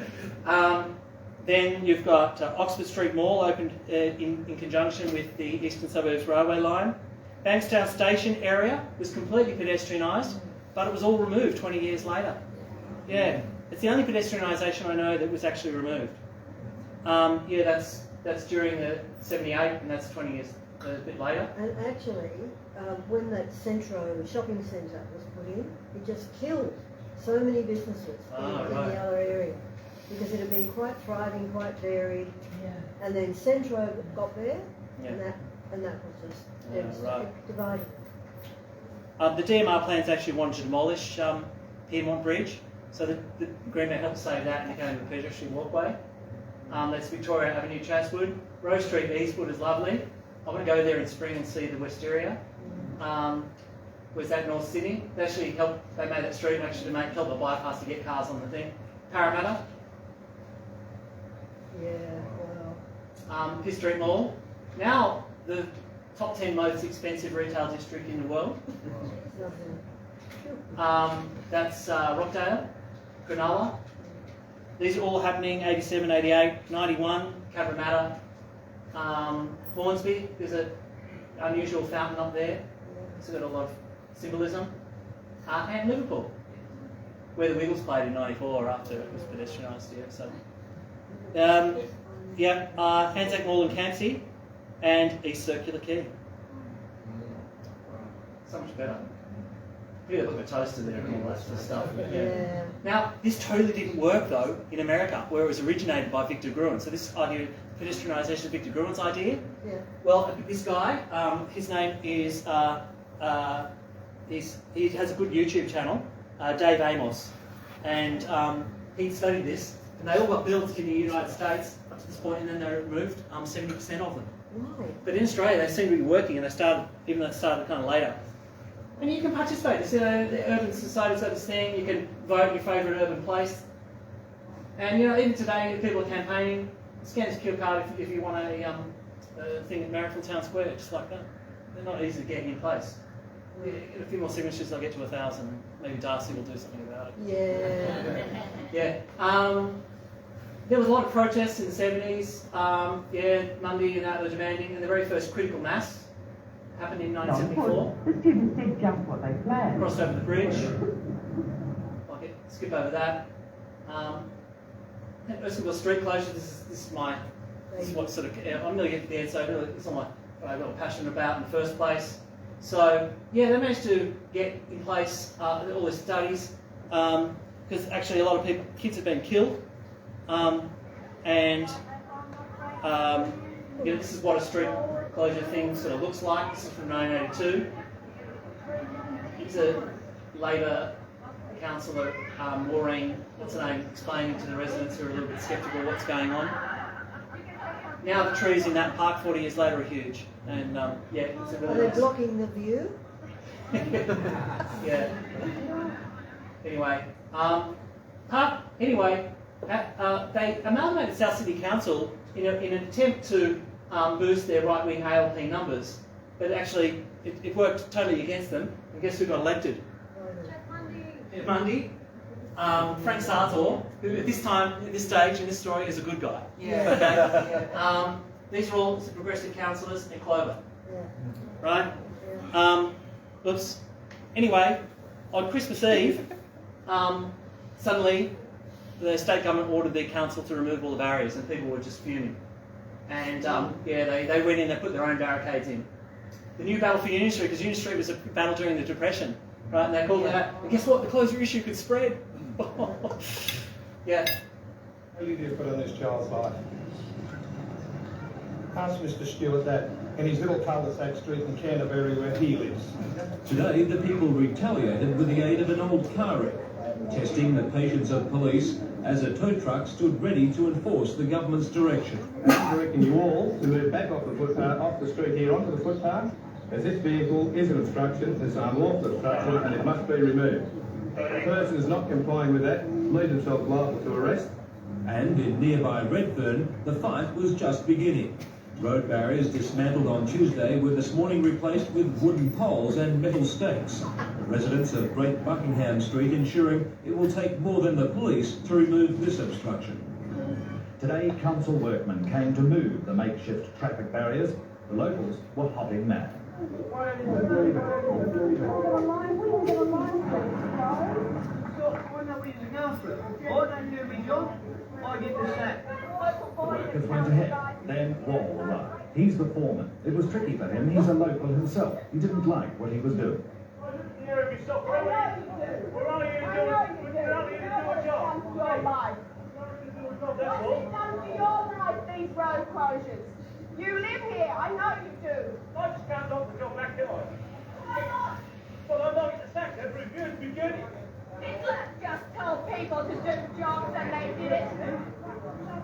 You won't get the sack, don't be stupid rands involved. But Wall stuck to his guns. It was on with the job. Then along came Wall's superior. He was a gentleman. He tried to explain. No dice. The locals wouldn't budge. So he phoned the office. The instructions from above were to pull the men out. The residents had won. They politely removed the barrier signs from Wall's truck and stuck them back where they wanted them. That leaves one big question. Will the council try again to remove the do-it-yourself barriers? That's primarily a matter for the police. Police have jurisdiction over the thoroughfares to ensure that they're able to traffic.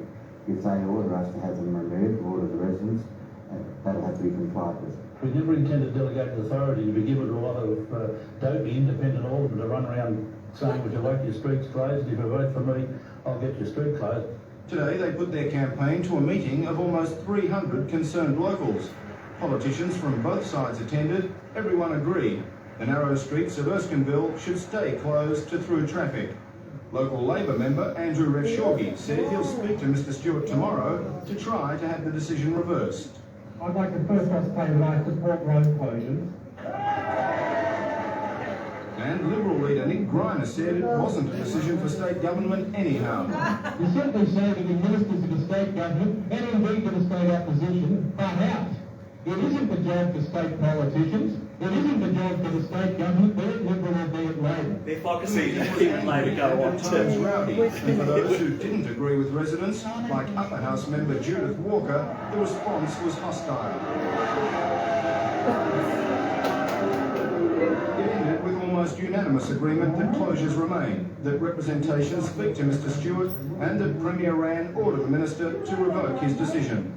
With anarchy in the streets of Erskineville over his Christmas Eve order to tear down traffic barriers, local government minister Kevin Stewart searched for a compromise in a 30-minute huddle with Transport colleague Barry Unsworth. Finally, Mr Stewart had to mark the eve of his retirement from politics with a classic about face. The barriers would go back up, pending a review of the whole question of suburban traffic management. I haven't built it in the face of anything. What I have done is that I have brought the matter to a head. It was a matter of my judgment, and I would do it again, perhaps not at Christmas time. Out at the front line, the so-called pro-street closure trendies greeted the news not as a reprieve, but total victory. They have tried so hard to keep us down. The Labor Party in this area thinks that it can get away with bloody murder. And they won't, and they didn't. And we'll beat them if they try it again. As a forum for debate on municipal matters, the council chambers had probably seen rowdier sessions. But with the future of their controversial street closures at stake, the gallery of Erskineville Newtown residents wasn't exactly lacking in voice.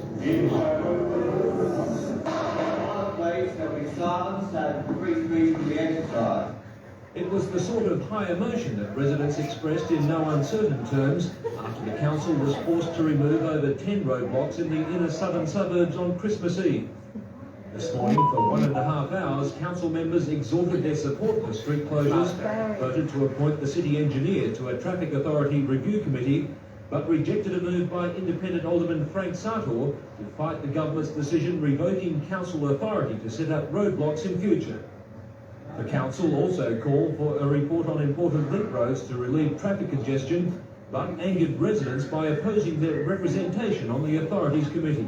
It's just the appellation we have at standing and looking at a farce. They're a joke. Alderman Sartor says the meeting accomplished very little, but he's confident the people's wishes will be upheld. The government's not going to buy into this again. It made a mistake, and I think that the residents will have their way.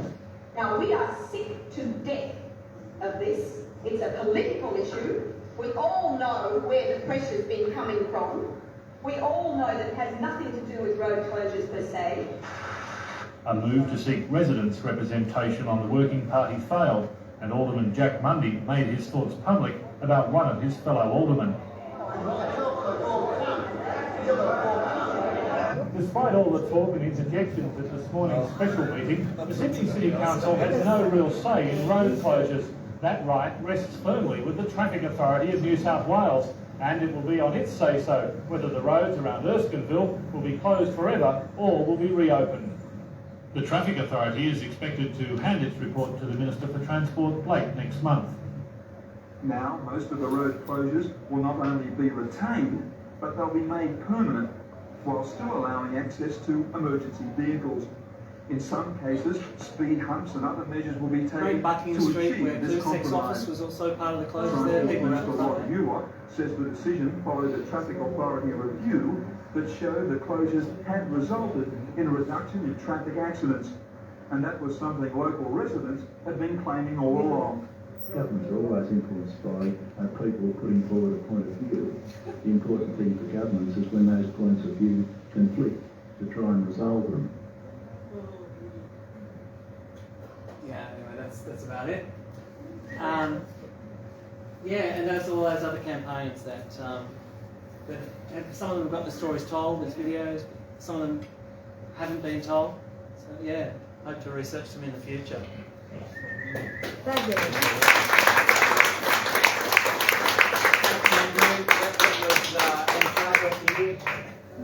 I think you're going to have to break it up into a few parts in the future. But we saw lots of different things here, a lot of things to think about. I'm not sure whether we've got much time for discussion because of the length of your presentation. But maybe it's better to kind of break up into informal, or do people want to have it can take another 10 minutes. It's getting pretty late, but what do you think? Some questions about, say, go for about 10 minutes or so? You happy? I mean your hands, really. If you're happy, nod your heads. Okay, we'll take about, yes. Did you find anything on, because I live in Council Street, Warringah Junction, when the freeway came through? Did you find anything on that? Sorry, which this place? So there's a street called Council Street and Warringah Junction. In the middle of it had this place called Parlour, which was the first like holistic support place for people who were coming out of the old psychiatric hospital. Oh, right. And the Sydney-Newcastle Freeway went through there, and we lost that street, had community garden. The houses were like 8 years off National Trust listing. It was like. So it's Council Street, Bondi Junction. Yeah, there was action to try and stop the Sydney-Newcastle Freeway going through. Right. And there were squats down there as well. The anarchist squats, they had like solar power and windmills on the roof. Well, that's not a future chapter then. Yeah, no, Anyone else? Just Yes, Carl? Yeah, and then. I was just, Bob Hawke was still sore about, his reputation. And he was a member of the Wills branch when I was living in Melbourne. And I was a member of the Wills branch. And I'd written an article about his role. That's when he was MP for Wills. Written about his role in the destruction of the BLF and the Greens band. Oh. So he came to the Wills branch of the Labor Party to have me, expelled from the Labor Party for writing this article about him. So that was one of mine. And what happened? Well, he couldn't do it. He wondered whether, Coral River was real or existed because that I was in his Wills branch and we'd written an article there to expose him and what he'd done. His whole role. Excellent. Very good. Yes, interesting. Betty Mason. She actually lived up not far from me. But she was incredibly active, and of course, they met up at the Annandale Town Hall, at the historical Town Hall, and they met there and she linked up with a lot of the Labour Party people, and that's where a lot of the more radical Labour Party people emerged out of those meetings in the 60s and 70s. And the history of that is actually quite interesting, and Paul Greenland would know most of that. Just wondering if you've done much research into this area around Ultimo PM? Yeah, not really. It's just the Fig Street stuff is what I know about. Is there like, was it Scott Street? Squats? I'll look it up and I'll let you know. Yeah, I'm pretty sure there's some squats in Ultimo. That Joanna Trainer thesis has a lot on the history of squats throughout that whole period. A lot of anarchists involved. Yeah, it's quite interesting. And just another quick comment on squats, because again there was a whole pile of North Annandale was going to be demolished as part of that motorway thing, and all the houses there were squats. And then after it was lifted, the question became, because the DMR had bought the houses, and then they were going to sell them. So a lot of the people who were in the squats, I know some of them are still around, bought the houses at a really bargain price. Yeah, it was an interesting move. Yeah.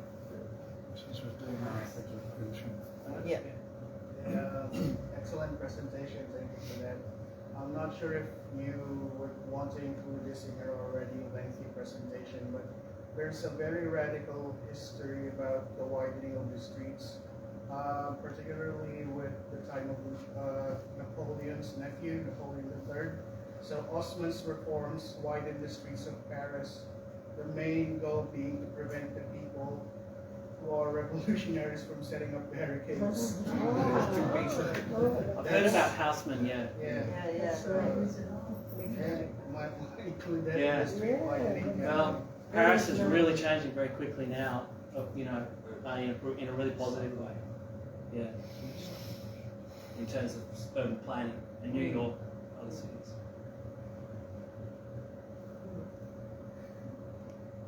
No one else? Shall we just break up for an informal conversation then? Yeah. Thanks Thank to you. Thank you. Thank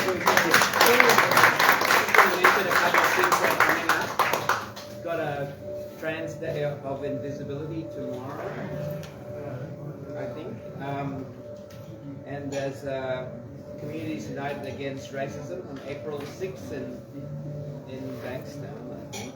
And Save Waterloo campaign. So, I mean, these strikes are continuing, right? April 12th, you can come down to Waterloo, 1 p.m. This is the battle that is happening here and now. It's not something we're going to be talking about in history. And this is a community which Rachel and others here have been doing a lot of organising work, and people are prepared to fight. They've been lied to over and over again, and now they've got, some of them have got eviction notices. And so the fight's really on. And also some of that public housing is going to be privatised. Well, the whole thing today, of course, is that, you know, they privatise it and they pretend that they're going to give you more affordable and social housing out of it. But actually it's mostly for the developers. Yeah. And it's really doubtful whether the people out there are ever going to get back into the area, because affordable is not really affordable to most of the people. So thanks very much for coming, and thanks Andrew. Can I just make a final word? So this is my wrap up. Is resistance to car dependency has been broad, persistent and hard fought. Everyone from anarchists, squatters, unionists, communists and Trotskyists to the enlightened middle classes and resident action groups, from expert planners to children, straights, queers, black, brown and white, DJs, rock musicians, artists, from prime ministers to premiers, local councillors and residents, everyone can get involved. It doesn't mean an end to cars, it might just mean better cities and a better world for all of us. Thank you.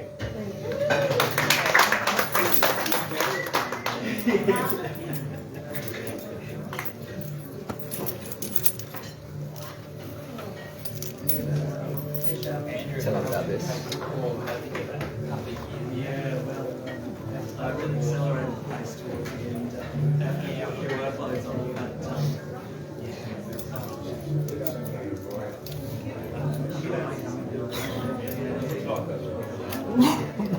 Just to get intro, going to places, like take photos,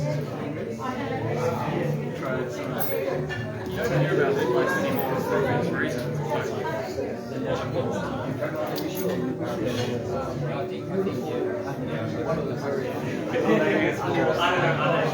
enjoyed it.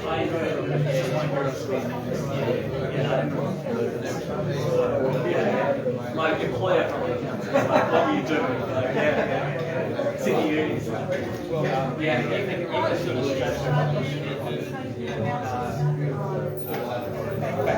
sort of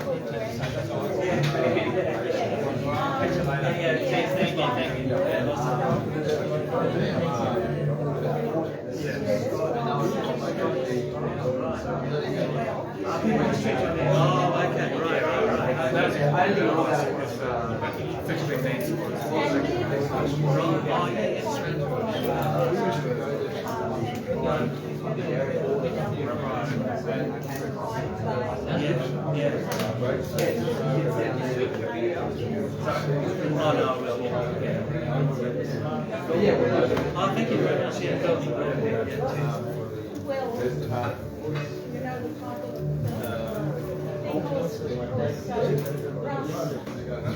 I was going to say maybe something about it, but in America they got rid of the trams by